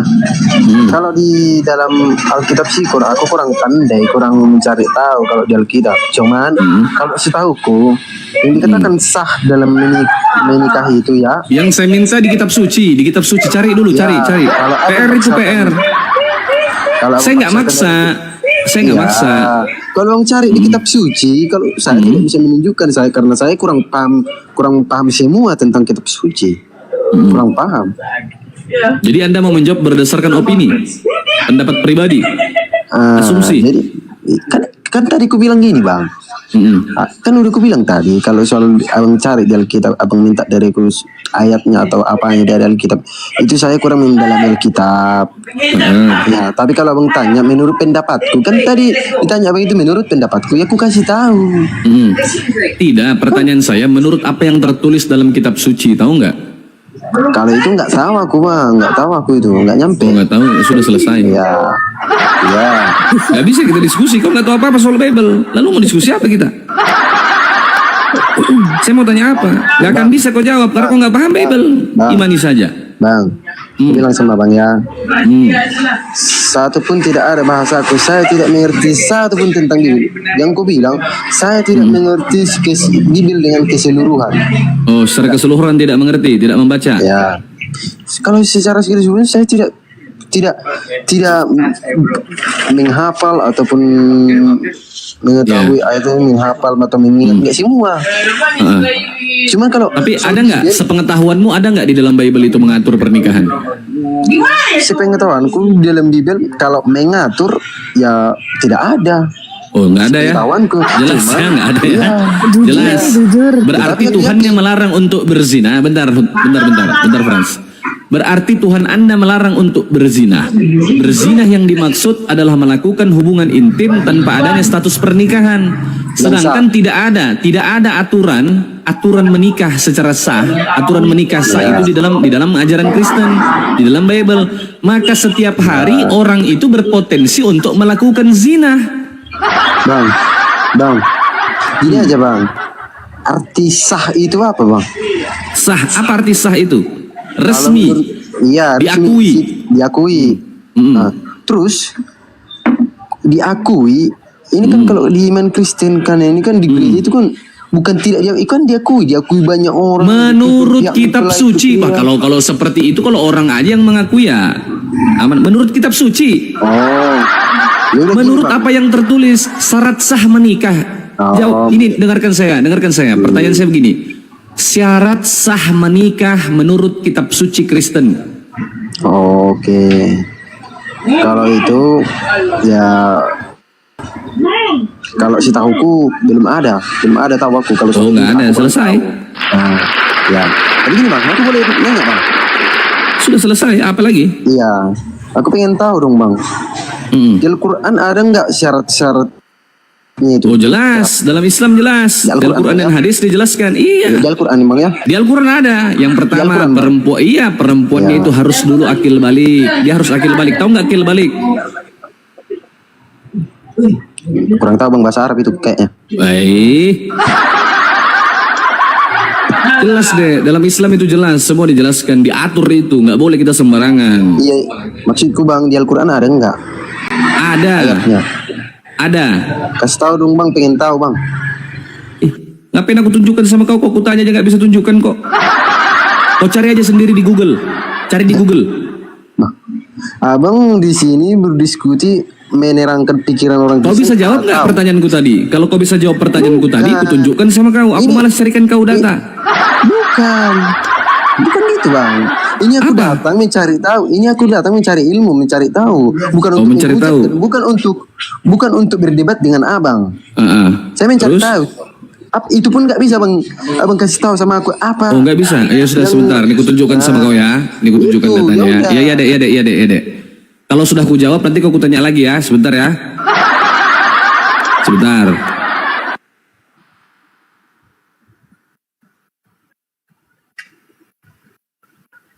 Terjemahannya tapi bang ya, biar bisa aku baca. Coba West ini siapa nih? Borland. Selamat sore bro. Saya Muslim. Ya, selamat sore. Aja dulu bang ya, Yo itu apa itu? Yo ini siapa nih? Kristen atau Islam nih bro? Buka mic-nya, kalau enggak saya turunkan ya. Maaf ya. Assalamualaikum. Oh Islam ya. Waalaikumsalam. Turunkan saja. Ya di bawah. Bang udah join bang ya. Makasih, maaf saya turunkan bang ya. Oke, yuk.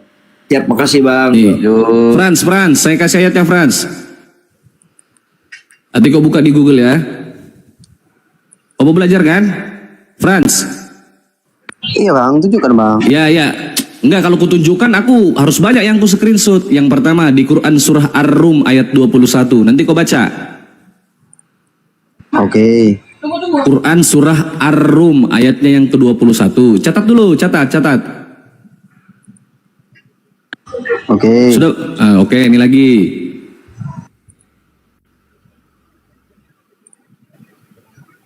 Di Quran surah Az-Zariyat ayat yang ke-49.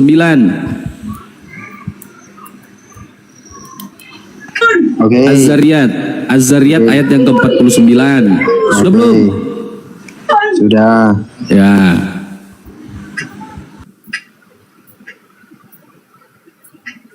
Ya, itu dulu kau buka di Google baru kau baca-baca ya. Oke bang. Nah. Di hadis banyak. Kalau saya bukakan satu-satu banyak, Franz. Yang aku cari tahu cuma di Quran aja bang, bukan di hadis. Oh, di Quran banyak. Mungkin ada teman-teman Kristen yang lain mau naik multi saja atau tapping di bawah 3 sesuai dengan kalian Trinitas toh, ketik 3 yang Kristen di bawah. Terima kasih. Lanjut Bang kata Bible. Ya Kak, silakan Bang Handi. Mungkin Bang Handi menambahkan. Bang Handi monitor Bang Handi. Kenapa? Gas Bang Handi, gas. Ya, Bang udah tadi si Pran sama Bang kata Bible nih. Iya udah kasih dalil dia. Biar dia baca sendiri. Bang Zoom aja gedein jangan saya Gak apa-apa. Bos. Frans. Oke bang. Jadi di Bible itu bang nggak ada kata nikah tapi kawin. Betul. Ya, kawin. Nggak ada pernikahan di situ. Nggak ada. Original teksnya nggak ada kata nikah, nggak ada. Nikah itu lu ambil juga dari Al-Quran. Itulah luar negeri itu lu pikir, Vatikan itu nggak pernah ada istilah nikah, merit dia, kawin. Di luar negeri nggak ada kata nikah. Kristen itu yang di Eropa nggak ngerti nikah dia. Coba ada orang bule Kristen masuk Indonesia, kamu udah nikah belum? Nggak dia. Apa itu nikah? Tapi kalau bilang merit, baru paham dia. Merit itu kalau diterjemahkan ke bahasa Indonesia ya kawin. Itu ya bro. Kenapa Anda ikut-ikutan nikah? Karena di sini mayoritas Islam. Nah, yang kedua nih, Yesus itu waktu hidup nggak pernah ngajarin orang kawin. Dia sendiri nggak melakukannya. Paulus nggak pernah ngajarin orang kawin. Lukas, Matius, Markus, Yohanes nggak pernah ngajarin kawin karena dia sendiri nggak kawin. Gimana mau ngajarin? Ketiga, Frans sama istrinya Anda kawin dalam gereja. Terus kemudian pendeta itulah menjadi yang membimbing Anda begitu. Pertanyaannya itu adalah syarat-syarat ini ngambil dari mana? Pendeta ini memberkati pasangan ini itu mengambil hukum atau caranya dari mana? Itu pertanyaannya dari tadi. Dia Bible nggak dijelasin. Makanya setiap gereja itu Frans berbeda-beda caranya. Katolik ya beda, Protestan ya beda. Resep apa sih namanya, seremoninya beda-beda begitu. Kalau umat Islam seragam semua, hukumnya jelas tadi itu ya udah dijelaskan gitu ya. Itu Frans, semoga Anda mengerti. Waspada, dimintai pertanggungjawaban nanti, ditanya nanti, terutama pendeta ini yang memberkati. Pendeta ini belajar dari mana gitu loh. Bisa nggak Frans terangin pendeta ini belajar dari mana memberkati Anda? Silakan Frans. Sebentar, Azeba, selamat sore. Samarita Johan ini Muslim. Bang Zabur ini Kristen atau Islam bro? Rita Johan, selamat sore. Udah turunkan, lanjut Fran. Frans, pendeta ini memberkati Anda dalam gereja itu belajar dari mana pendeta ini? Silakan Frans.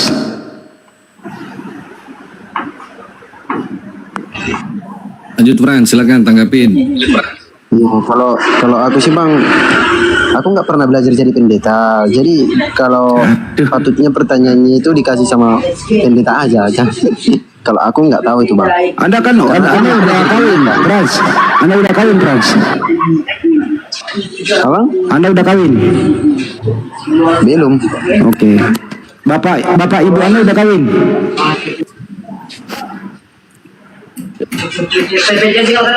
Udah nikah? Udah. Bapak ibu Anda udah kawin. Bapak ibu Anda dulu kawin di gereja ya, betul ya? Frans. Nah, yang memberkati kan pendeta tuh. Nah, ini cara-cara ini cara-cara ini ngambil dari mana? Belajar dari mana gitu loh. Itu pertanyaannya. Di Bible nggak punya. Iya. Di Bible nggak punya, nggak ada.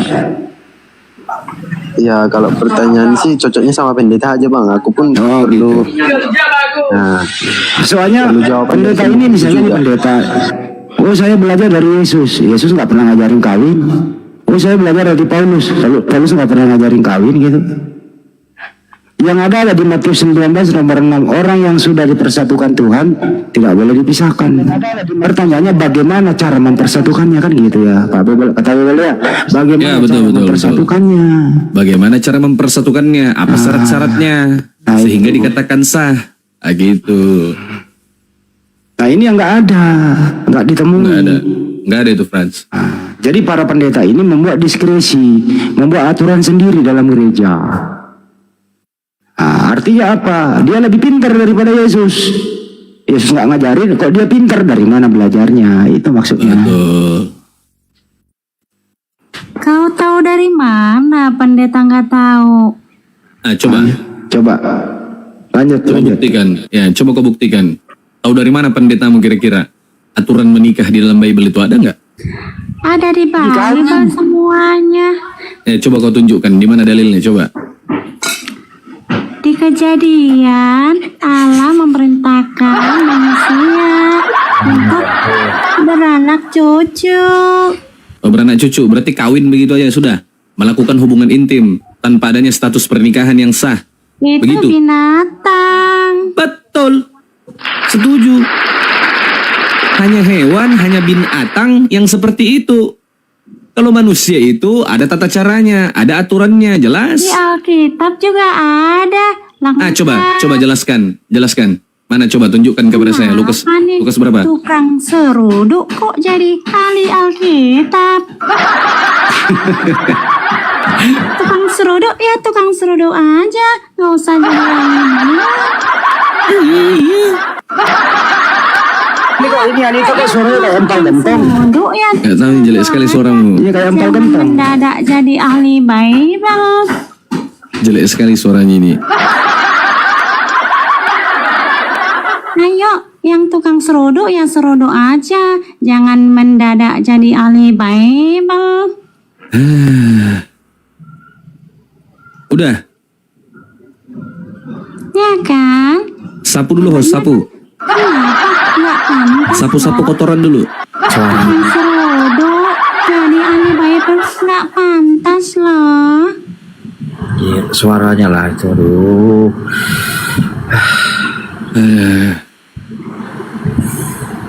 Tahu nggak tadi Anita ini suaranya kenapa begitu? Kenapa? Terjepit. Bukan. Keselak moncong babi. Makanya moncongnya jangan dimakan Anita. Keselak lah kau. Ginilah kesumbat. Aturan suara manusia yang keluar, tapi suaramu kepilter ke moncong babi. Moncong babi ini mengeluarkan suara kayak gitu. Anu, nah, gitu.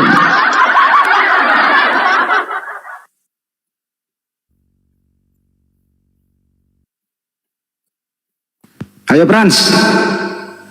Ayo gimana Frans? Lanjut Frans. Kalau nggak bisa kita kasih topi yang muda deh. Frans Ya, boleh kasih nggak? pembahasan yang muda Boleh aja. nggak bercerai? Kristen boleh bercerai nggak Frans? ya, kalau itu dilarang bang. Dilarang katanya. Dilarang ya Frans ya. Frans, dilarang atau boleh? Bentar dulu bro. Frans dilarang atau boleh bercerai di Kristen? Dilarang bang, dilarang. Dilarang, baik. Kalau misalnya nih Frans, kamu punya adik perempuan, terus dia punya suami namanya Frans juga. Adik kamu yang perempuan ini kau sayangi lah, tapi dapat suami suka mukul, nggak ada kerjaannya, mabuk-mabukan, gitu ya, KDRT lah sama adikmu. Selama bertahun-tahun nggak mau berubah. Pertanyaannya Trans, dipertahankan atau suruh cerai? Dibina sampai bisa. Kalau dibina tidak bisa, bagaimana solusinya?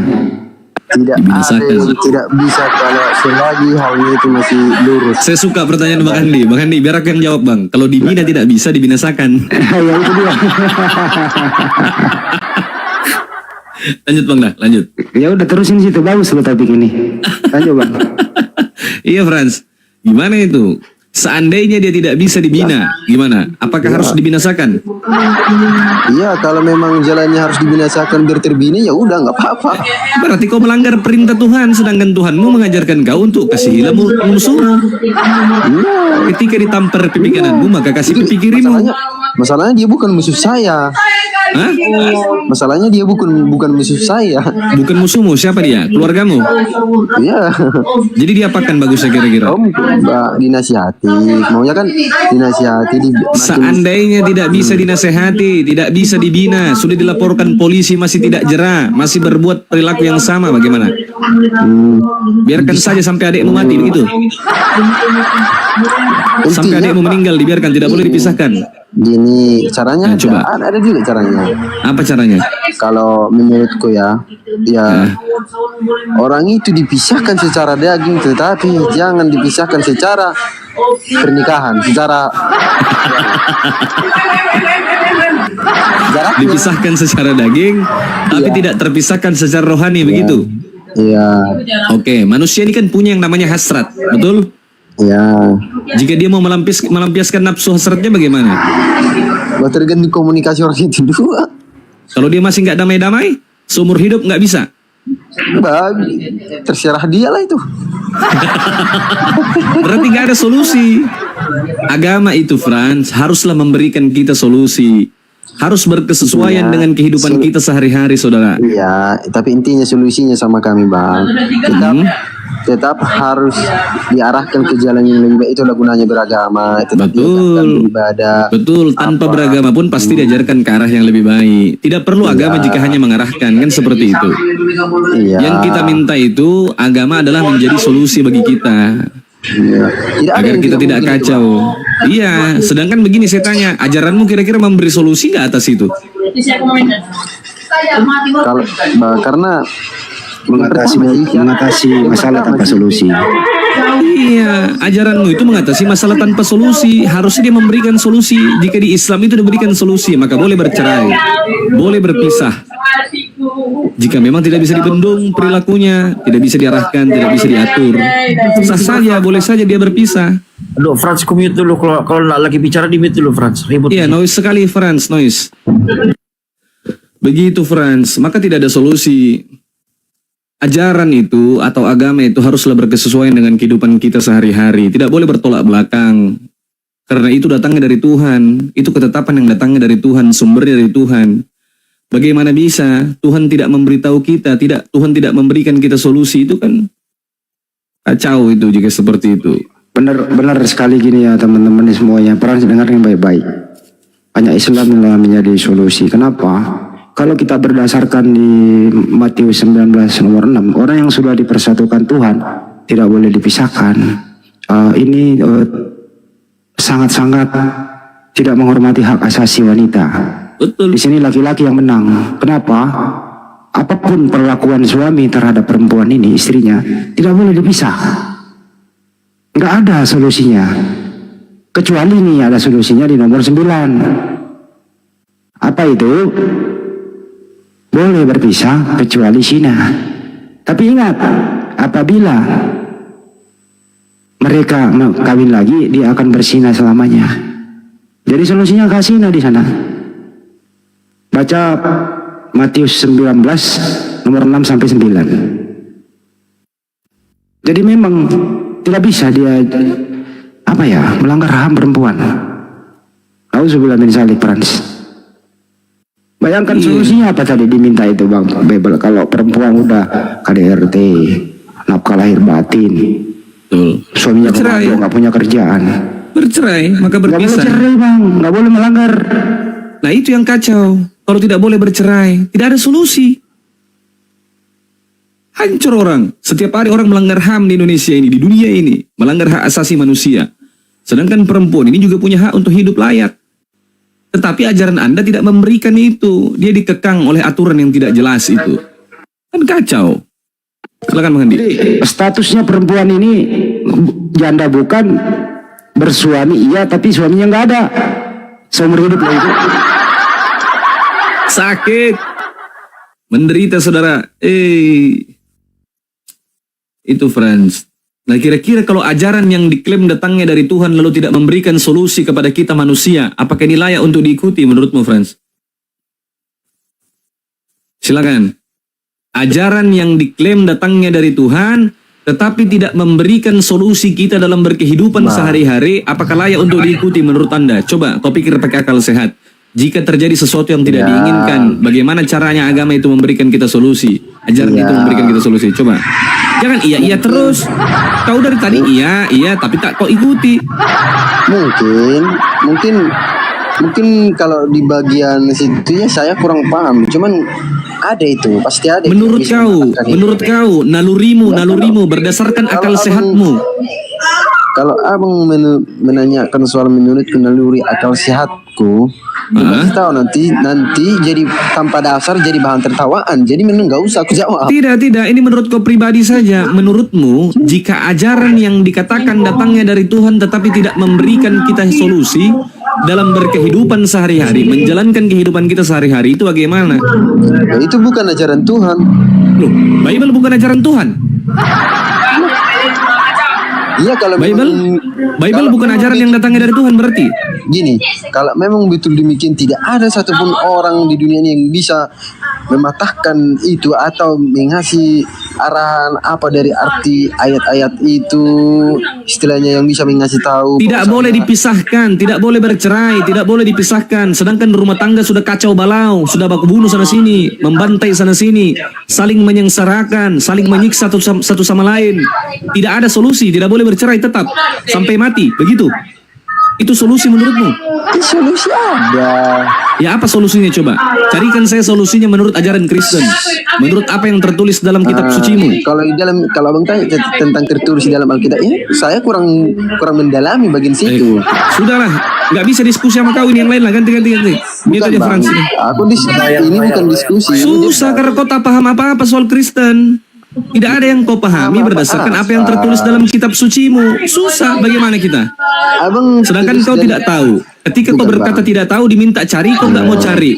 Gini bang, dari tadi gak ada kesimpulan. Dari tadi abang ngomong seolah-olah mengajak aku berdebat. Aku nggak suka berdebat. Bukan ngajak kau berdebat deh. Saya nggak ngajak kau berdebat. Saya cuma mau meluruskan pikiranmu. Apakah sesuatu ajaran yang diklaim datangnya dari Tuhan yang seharusnya memberikan kita solusi dalam kehidupan kita sehari-hari? Ya, harusnya seperti itu. Tetapi ini malah sebaliknya. Tidak boleh bercerai, tidak boleh dipisahkan. Sedangkan keadaan sudah gawat darurat, saling menyiksa, saling membunuh satu sama lain. Bagaimana coba? Pantas nggak itu ditaati? Makanya aku bilang tadi, aku kan bukan mau berdebat. Ya. Udah aku jawab. Jadi harusnya kalau kita diskusi itu udah aku jawab. Ya abang terima saja, terus abang luruskan. Jangan jadi abang ngajak aku untuk berdebat. Ya sudahlah. Sudah, Frans.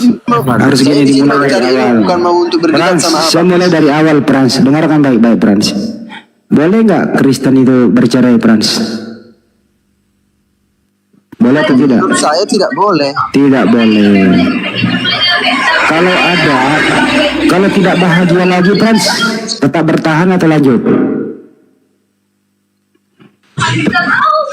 Ya, kalau pribadi saya sih tergantung juga nya, tergantung keadaan juga nya.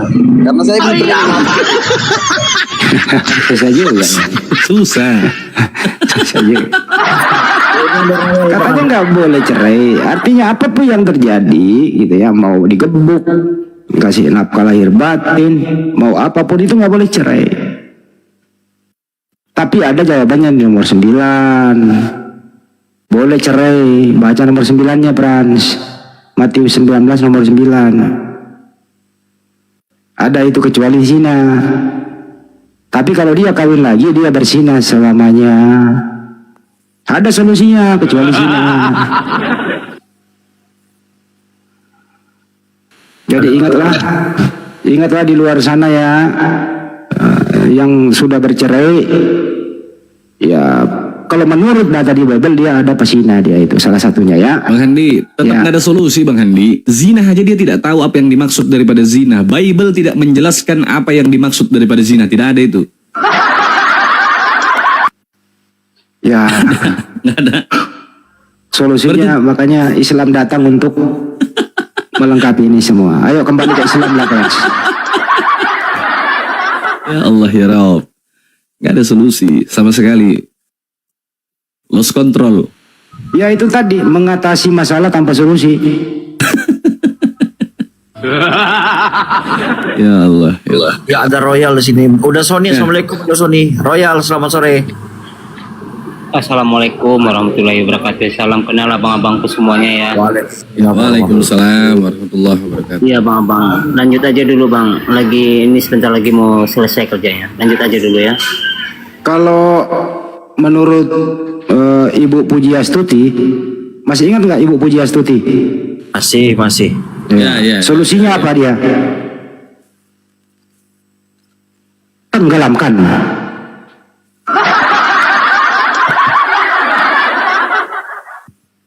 Ibu Pujiastuti begitu, nggak ada solusi, tenggelamkan, nggak ada urusan. Siapa suruh jadi maling? Nah itu solusi, itu namanya tenggelamkan.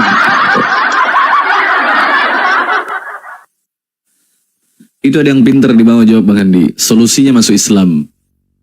Betul. Solusinya kembali kepada fitrahnya. Itu aja satu-satunya. Islam itu sangat menghormati, sangat menjunjung tinggi hak asasi perempuan. Jadi perempuan itu nggak boleh diintimidasi hak-haknya oleh laki-laki. Islamlah yang mengangkat derajat perempuan itu. Islamlah yang mengangkat budak, dimerdekakan. Nabi memerdekakan budak, disetarakan bahwa hak asasi manusia itu sama. Yang membedakan adalah apa? Amal dan ibadahnya kepada Allah. Itu yang membedakan status perempuan itu. Gitu loh. Jadi perempuan itu sangat dihormati dalam Islam.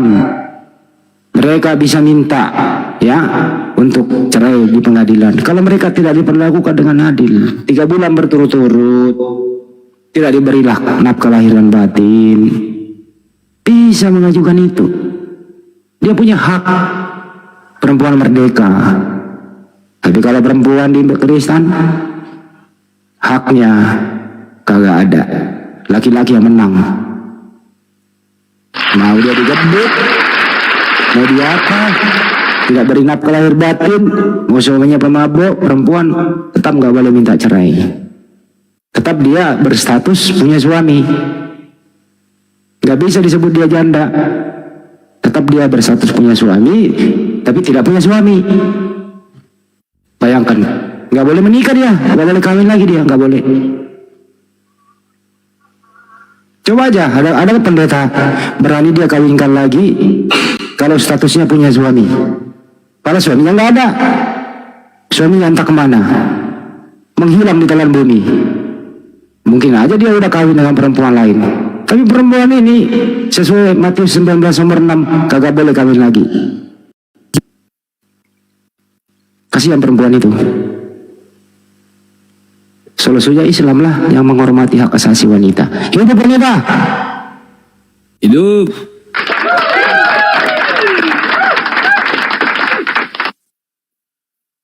Ya Pak Royal nih, siapa Pak Royal? Buka mic-nya dulu Royal itu. Ini aku pernah jumpa ini kejang-kejang terus ini. Tapi Royal. dengar sore, salam sehat ya semuanya. Sore Pak Royal. Gimana Pak Royal? Ya tadi saya dengar ya tadi masalah pernikahan, masalah perceraian. Betul. Ya memang di Kristen ada perceraian ada. Ada perceraian? Boleh bercerai? Bisa. Di mana tertulis? Coba. Ya, coba Anda buka di tadi Matius berapa tadi dibilang tadi? Matius 19. 19 nomor 6 sampai 9 bang. Iya, atau di Matius 5:32 itu bisa itu. Ya, di situ kan boleh bercerai dengan cara berzina. Kecuali dia berzina baru bisa bercerai kan? Iya, kalau dia berzina, ya itu pasti bercerai bisa. Oke, nah begini Pak Royal, apa yang dimaksud daripada zina menurut apa yang tertulis dalam kitab suci Anda? Apa zina itu yang terkategori daripada zina? Ya, kalau persinahan ya tidak hidup yang kesini dulu. Oke, silakan Mahandi. Paralel, dengarkan baik-baik. Ya. Kalau Anda punya anak perempuan yang Anda sayangi gitu ya. Ya. Terus kemudian dia punya suami lah ya. Anggaplah namanya Frans suaminya gitu ya. Terus suami anak bapak namanya Frans ini itu KDRT kepada anak Anda, tidak punya kerjaan, pulang mabok-mabokan, suka mukul anak Anda begitu. Solusinya apa, Bang? Ya, kita manusia harus menyadarkan dia, itu tugas kita. Oke. Kalau tidak mau sadar lagi, Bang, bertahun-tahun nggak mau sadar, gimana solusinya? Ya gantung dia. Digantung maksudnya dibunuh? Digantung maksudnya gimana? Disalib? Kalau sudah tidak bisa disadarkan, ya gantung bakar. Oh, dibakar. Itu solusinya ya, Bang. Makasih. Lanjut. Dibakar katanya. Lanjut. Gak boleh kayak gitu Pak Royal. Itu sama saja tidak memberikan solusi. Memang banyak di Kristen itu banyak kejadian seperti itu ya. Banyak. Artinya pada rumah tangga akhirnya kacau balau pokoknya. Sementara istri ini mau minta cerai tapi laki-laki tidak mau cerai. Banyak itu. Betul. Begitu sebaliknya juga perempuan. Laki-laki nggak mau cerai, Bang. Laki-laki ini patuh terhadap Bible, nggak boleh cerai. Enggak, bukan. Dia nggak ngerti. Padahal sebenarnya kalau dia sudah berbuat gitu, ya biasa Bang, orang tua baca itu. datanya, Bang. Orang yang sudah dipersatukan Tuhan tidak boleh dipisahkan, Iya. Bang. Boleh, benar itu ya.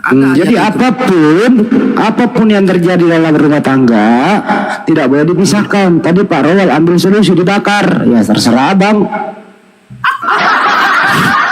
Ini itu solusinya bakar, Bang. Ini lu pikir sampah, Bang? Gini ya, jadi memang ini kan ada ayat bisa bercerai bila dia berzina. Berzina itu apa artinya berzina? Artinya kan mereka hidup suami istri tidak sah gitu loh, menurut agama atau menurut pemerintah. Menurut agama mana itu? Ya. Ya, di mana tertulis? Ya itu, kita kembali. Kan dia berzina. Apa yang dimaksud daripada zina? Sebentar Pak Royal. Apa yang dimaksudkan dilarang berzina dalam agama Anda? Diajarkan tidak boleh berzina. Kalau belum resmi tidak bisa hidup suami istri.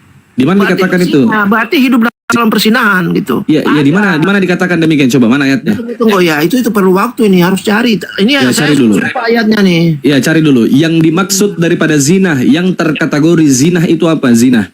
Carikan saya.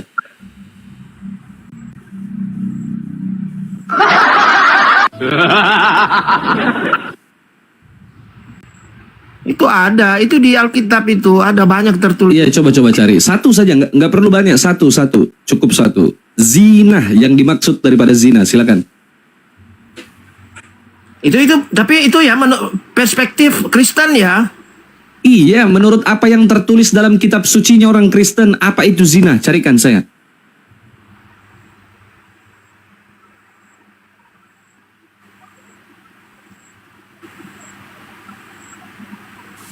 Ya, di sini kan artinya secara keseluruhan zina dalam Kristen adalah dosa yang serius dan dianggap sebagai pelanggaran terhadap perintah Allah, kesetiaan dalam pernikahan. Artinya dalam pernikahan itu ya kalau dia sudah menikah dia tidak bisa lagi kemana-mana. Tertulis di mana itu? Di mana tertulis? Ya ini pandangan Kristen saya baca. Loh, pandangan Kristen tahu dari mana orang Kristen ini? Enggak tertulis, tapi pandangan dia nggak apa-apa. Oh, pandangan dia. Ya gitu aja dia, pandangan sendiri nggak apa-apa. Tapi dijawab oleh Amsal 3 nomor 5, nggak boleh berpendapat sendiri, kan gitu. Lanjut. Ya, yang pastikan begini ya, saya tanggapi dulu ya, bahwa kalau di Islam itu kan solusinya harus kawin-kawin. Sementara Indonesia ini kan negara Muslim, pejabat-pejabat semua Muslim. Tapi dia tidak mengakui anak-anak yang di luar nikah itu masuk dalam satu. Enggak usah loh bahasa pranikah ini yang dibahas ini menikah dulu ini. Menikah dulu. Usah bahas pranikah. Satu kakak itu satu Jangan lompat dulu, bro. Jangan lompat dulu. Ini urusan kawin dulu. Istri satu suami, itu nggak bisa saya lihat itu kan. Nggak usah aja, nggak usah lo melihat dengan kasus. Ini bukan kasuistik, ini hukum yang kita bicarakan, bro. Hukum, iya itu hukum yang saya ngomong tadi. Itu berdasarkan hukum tadi. Nah, sekarang solusinya apa tadi? Diulang lagi. Kalau tidak bisa lagi, anak Anda yang Anda paling sayangi ini, suaminya itu tidak bisa diperbaiki lagi. Solusinya apa tadi, Bang? Enggak, tetap diperbaiki. Tetap orang tua sanggup memperbaiki anak-anak itu. Kalau bertahun-tahun tidak bisa diperbaiki, abang gimana? Ada, semenjak hidup saya selalu tetap aja ada solusi mereka berbaik-baikan gitu. Kalau begitu, menurut Anda tidak ada Kristen yang bercerai? Ada, kalau dia berzina, ini kan ada ayat. Oke, baik. Menurut Anda, apa alasan mereka bercerai, Bang? Iya itu tadi. Karena apa? Persinahan dan pencabulan. Oke, baik. Jadi menurut Anda, orang Kristen yang bercerai berzina ya, Bang? Iya, bisa diceraikan. Oke. Terus dia kawin lagi, itu berzina selamanya lah, Bang? Kalau dia sudah bercerai, nggak masalah. Dia kan harus kawin lagi dong. Baca Matius 19 nomor 9, Bang. Iya, tapi Gimana, ayat Bang? lain ada pengecualian di ayat lain itu. Di mana kecualinya, Bang? Itu tambahan lagi kecualinya itu. Nah, Matius tadi yang kau baca, Matius. Nggak ada di situ. Matius 19 nomor 9. Perceraian Dengerin, itu Bang, saya bacain, Bang. Matius 19 nomor 9. Dengerin. Di situ boleh orang bercerai kecuali zina. Tapi orang yang bercerai kawin lagi berzina selamanya, Bang. Ayatnya? Matius 19 nomor 9. Matius 19 nomor 9. Baca. Katanya situ. Apa bilang itu? Abang nggak pernah baca Bible, susah sih. Tuh, tapi aku repot sih kalau kita bahas masalah kawin-kawin ini nah. Ya repot lah, Bang, nggak ada solusi kok. Nggak ada solusi, nggak ada aturan. Tidak, aturan sudah ada. Nggak ada aturannya, nggak ada. Kau kawin sama ayam sama ikan boleh. Kalau dia berkelahi rumah tangga, bagaimana kalau tidak bisa damai? Ya itu kan. Saya bacain dulu ya. Nih, tetapi aku berkata kepadamu, barang siapa menceraikan istrinya kecuali karena zina, lalu kawin dengan perempuan lain, ia berbuat zina. Iya, ya kecuali kan itu ada kecualinya. Kecuali Iya, boleh bercerai kecuali zina. Ya. Oke, pertanyaan, Bang. Kristen yang bercerai itu apa sebabnya? Ya dia itu sebabnya tadi itu, kalau dia berzina, dia bercabul bisa bercerai. Berapa persen Kristen bercerai di Indonesia, Bang? Ya 1% lah kira-kira. Jadi 10% itu berzina? 1% aja mungkin kalau ada dia bercerai. Karena Kristen ini kan tidak bisa bercerai sebenarnya. Tapi kenapa dia bercerai, Bang? Nah, ya alasannya ada dong. Alasannya apa? Sudah ditulis di Alkitab, apa lagi? Yang alasannya apa, diulang? Alasannya, kalau dia berzina atau mengadakan percabulan itu bisa bercerai. Oke. Nah, kalau begitu saya kasih solusi, Bang.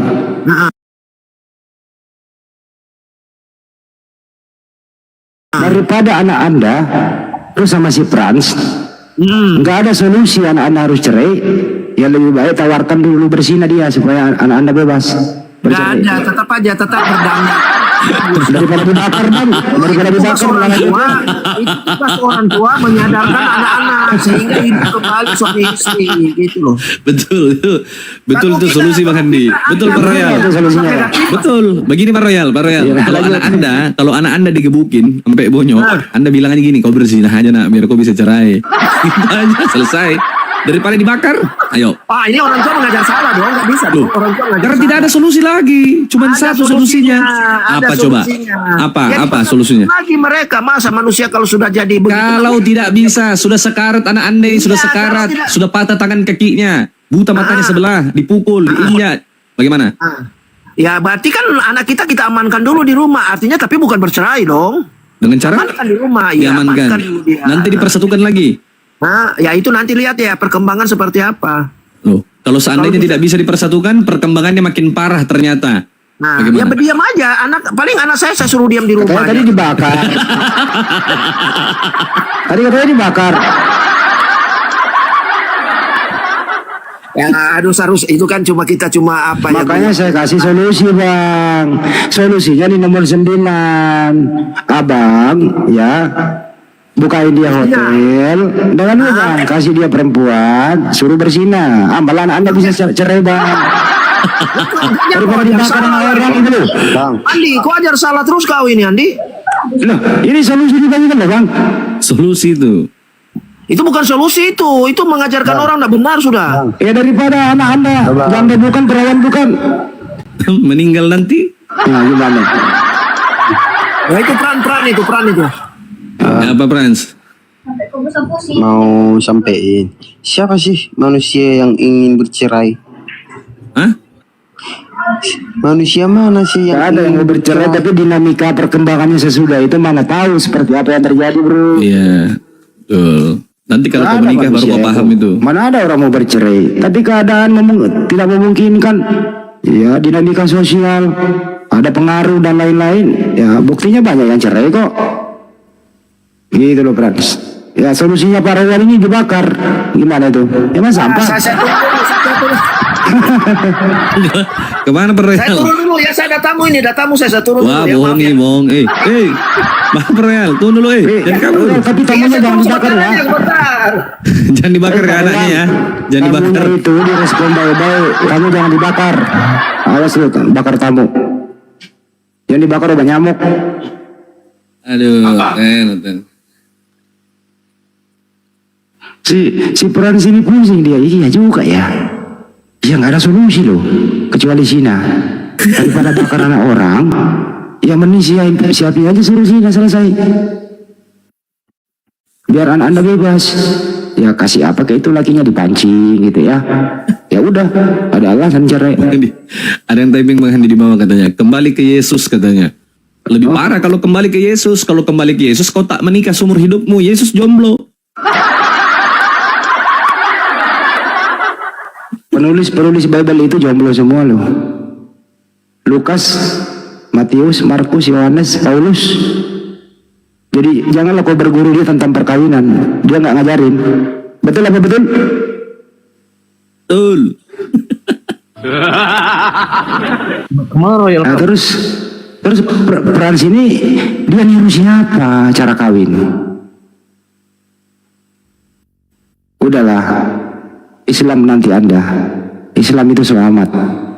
Asyhadu alla. Ya, jangan main-main, Pran. Harus serius. Lu harus ketemu gua dulu, Frans. Gak boleh langsung syahadat. Lu ketemu gua baik-baik gitu loh. Belajar Islam dulu kalau perlu saya ongkosin deh. Nyantri dulu gitu loh. Setelah matang baru. Ya, Frans ya, solusinya adalah Islam, brotherku. Gak ada yang lain. Ini serius loh. Hidup ini cuma sekali. Waspada dan waspadalah.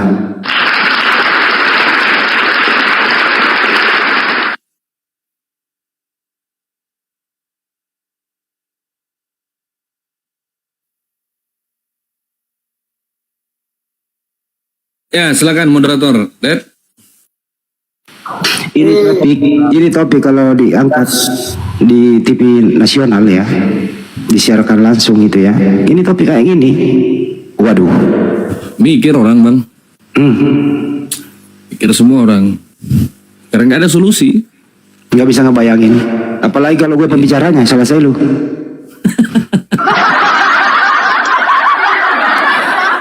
Ya Allah. Ya, lanjut moderator, silakan.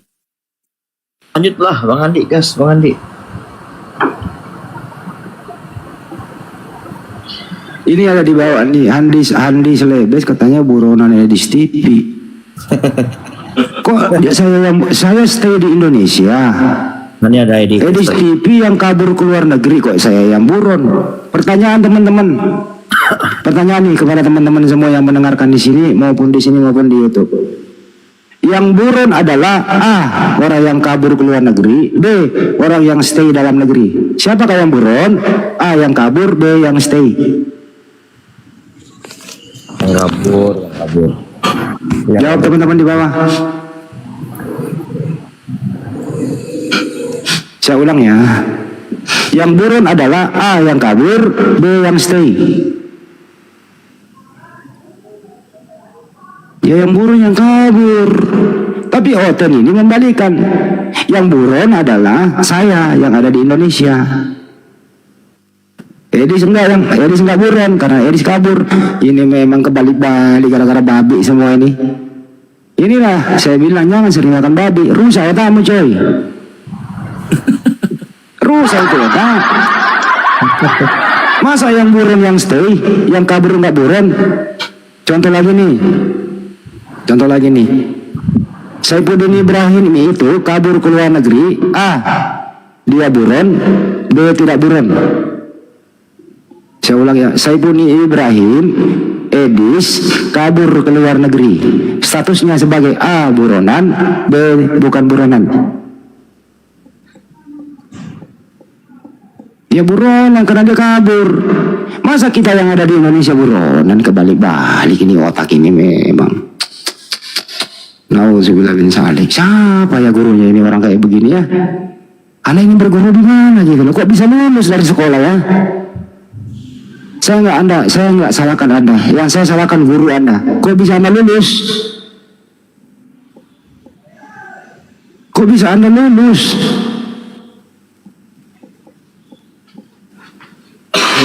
Itu ada yang baru masuk, silakan tuh. Edi ini Kristen nih Bang Andi. Iya. Kristen dia. Ya selamat sore, Bang Edi. Ya sore.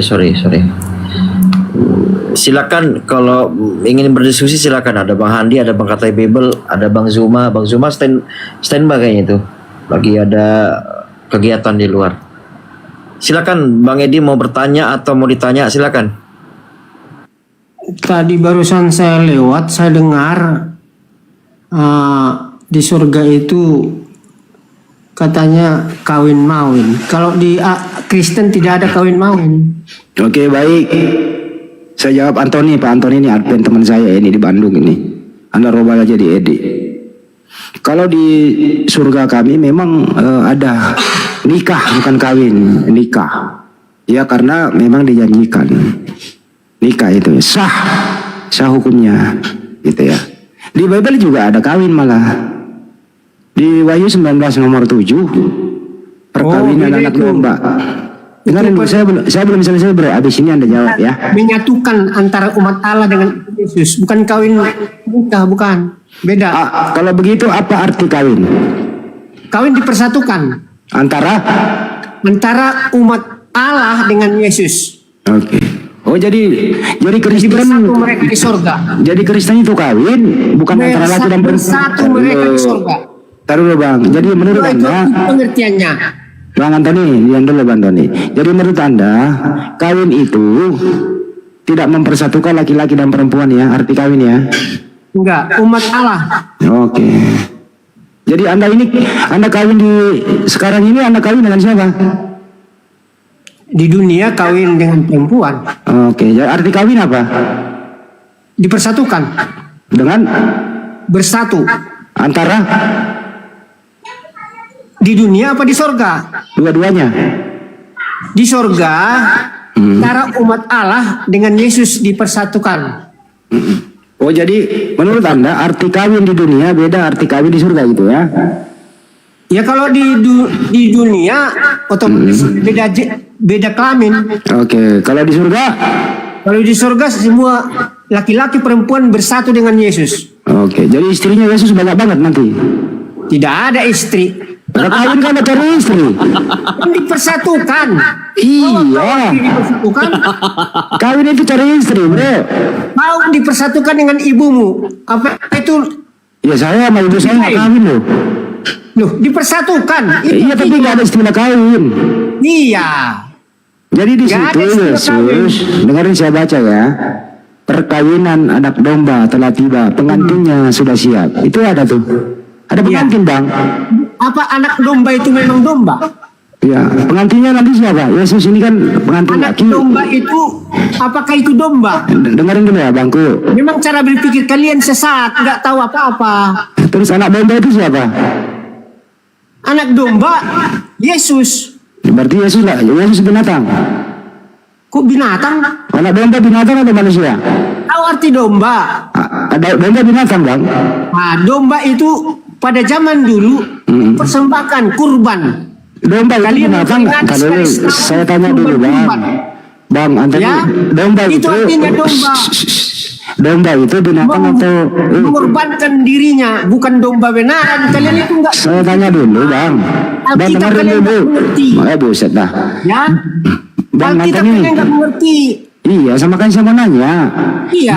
Domba itu binatang atau manusia? Diumpamakan seperti domba. Oke. Oh, jadi Tuhanmu diumpamakan seperti binatang. Seperti domba, jangan binatang. Domba itu Binatang binatang, apa? loh. Kan binatang ini banyak. Binatang buas, binatang Oke. apa? Domba. Kalau gitu saya lengkapi. Saya lengkapi. Tuhanmu diumpamakan seperti binatang domba. Nggak ada dibilang di situ binatang. Domba itu binatang, Jangan bro. ditambah, jangan dikurang. Domba itu binatang atau bukan? Domba. Itu aja. Iya, domba itu binatang Kenapa atau domba? bukan? Karena domba penurut. Nggak, domba itu binatang atau bukan? Nggak ada di situ ditulis binatang domba. Nggak ada. Oh, jadi domba bukan binatang ya? Domba. Jangan-jangan domba itu adalah pesawat terbang, bukan? Ya menurut kamu terserah kau. Oh, jadi domba itu adalah pesawat terbang, bukan binatang. Oh jadi pesawat terbang itu bisa bernapas gitu? Iya, kayaknya si domba adalah pesawat terbang. Karena domba bukan binatang. Iya. Ya, Jadi terus? kalau orang Kristen itu di surga itu tidak ada kawin-mawin. Ya? Oke. Tidak ada. Terus yang menjadi di situ ada Matius Ntar dulu. 22 ayat 30. Ya. Dan Markus 12 ayat 25. Itu ditulis itu. Sama seperti malaikat. Malaikat tidak ada kawin-mawin. Oke. Bagaimana cara kawin roh? Coba. Terus kemudian, bro, di situ ada pengantinnya sudah siap. Siapa yang menjadi pengantin? Kan sudah saya katakan, pengantin itu adalah perpaduan atau disatukan antara umatnya dengan Yesusnya. Tapi ada kawin, ada pengantin laki, ada pengantin perempuan. Di bumi apa di sorga? Di surga, Wahyu 19 Di sorga laki-laki semuanya sama perempuan. Wahyu 19 nomor 7. Coba bukain dong Wahyu 19 nomor 7, Det. Bukain, Det. Wahyu 19 nomor 7. Tunggu, kita baca dulu. Sabar dulu, brother. Antoni, kita kan berteman udah Itu lama. artinya dipersatukan antara dengerin Yesus dulu. dengan umatnya. Kita baca dulu, bacain. Kita baca dulu. Kencengin bacanya. Di mute itu. Oke. Wahyu 19 berapa? Nomor 7, 19:7.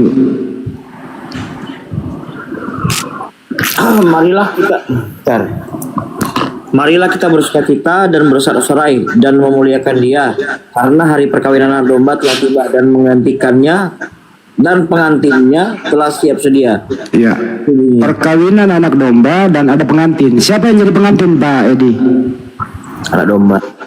Iya, umat-umat Allah disebut pengantin. Pengantin pria, Yesus. Pengantin wanita disebut jemaatnya. Oh, jadi Anda nanti jadi wanita di sana, Pak Edi? Jemaat. Anda kan jemaat. Iya, jemaat. Berarti Anda jangan, Ada jadi beberapa Anda di jemaat. dunia, Pak Edi, Anda di dunia Ada laki-laki. beberapa jemaat, bukan hanya satu jemaat. Iya. Beberapa jemaat dipersatukan dengan Yesus. Iya, udah artinya Pak Edi Itu artinya. Pak Edi. Ya tidak lebih tidak kurang. Gantian, bro, gantian. Anda di dunia ini laki-laki, nanti di surga Anda menjadi wanita, betul? Kalau ke surga itu ragamu itu nggak kau bawa lagi.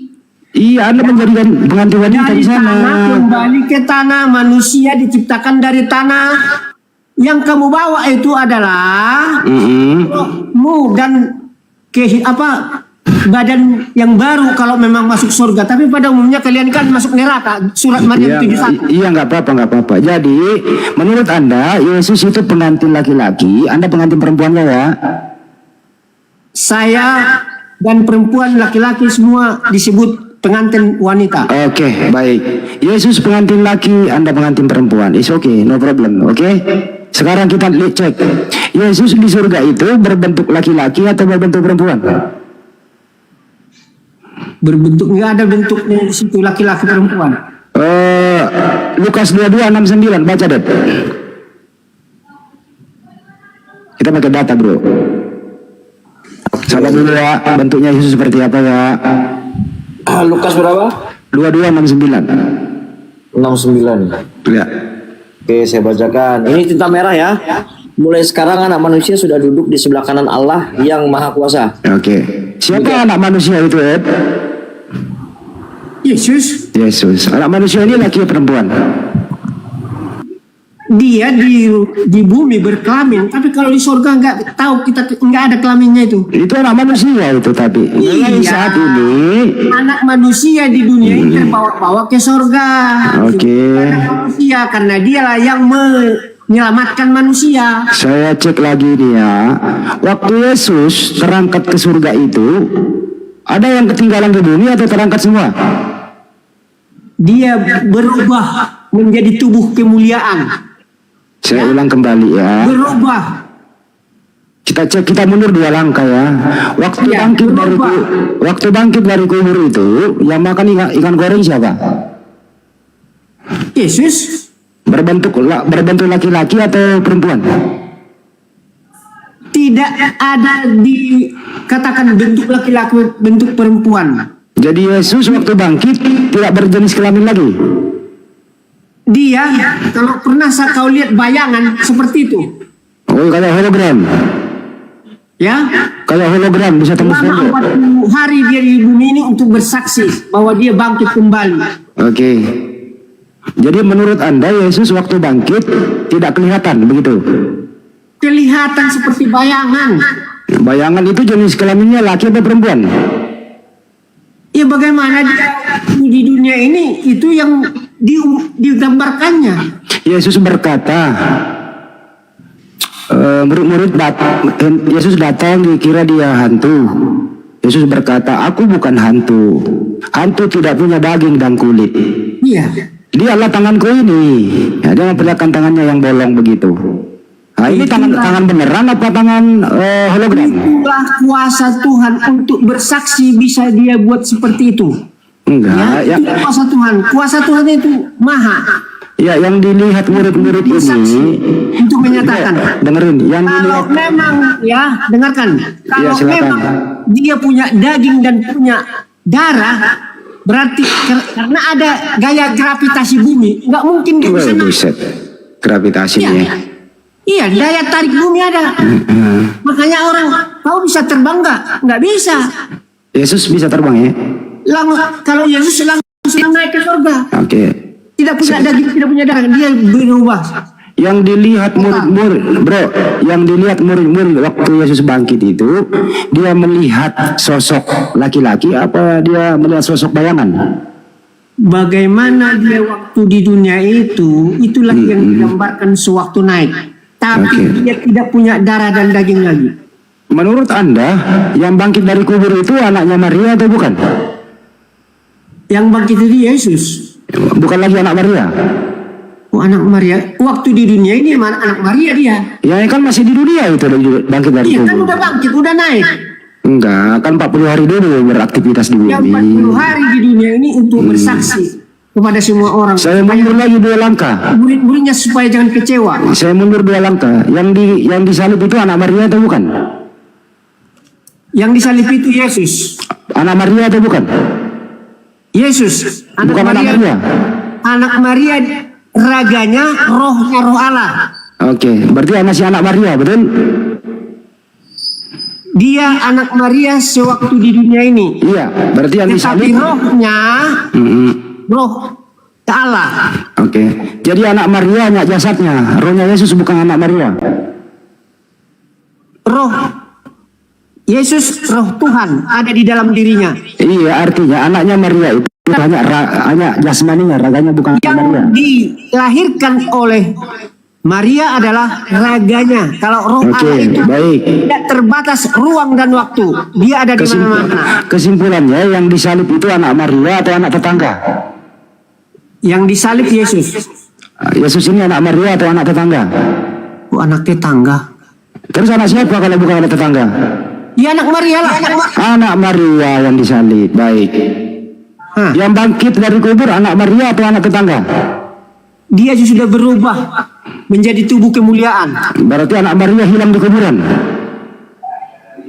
Dia sudah bangkit menjadi tubuh kemuliaan.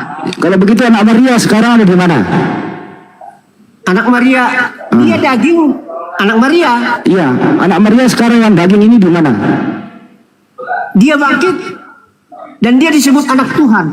Berarti anak Maria sudah dengerin, anak Maria ini sudah hilang atau masih ada?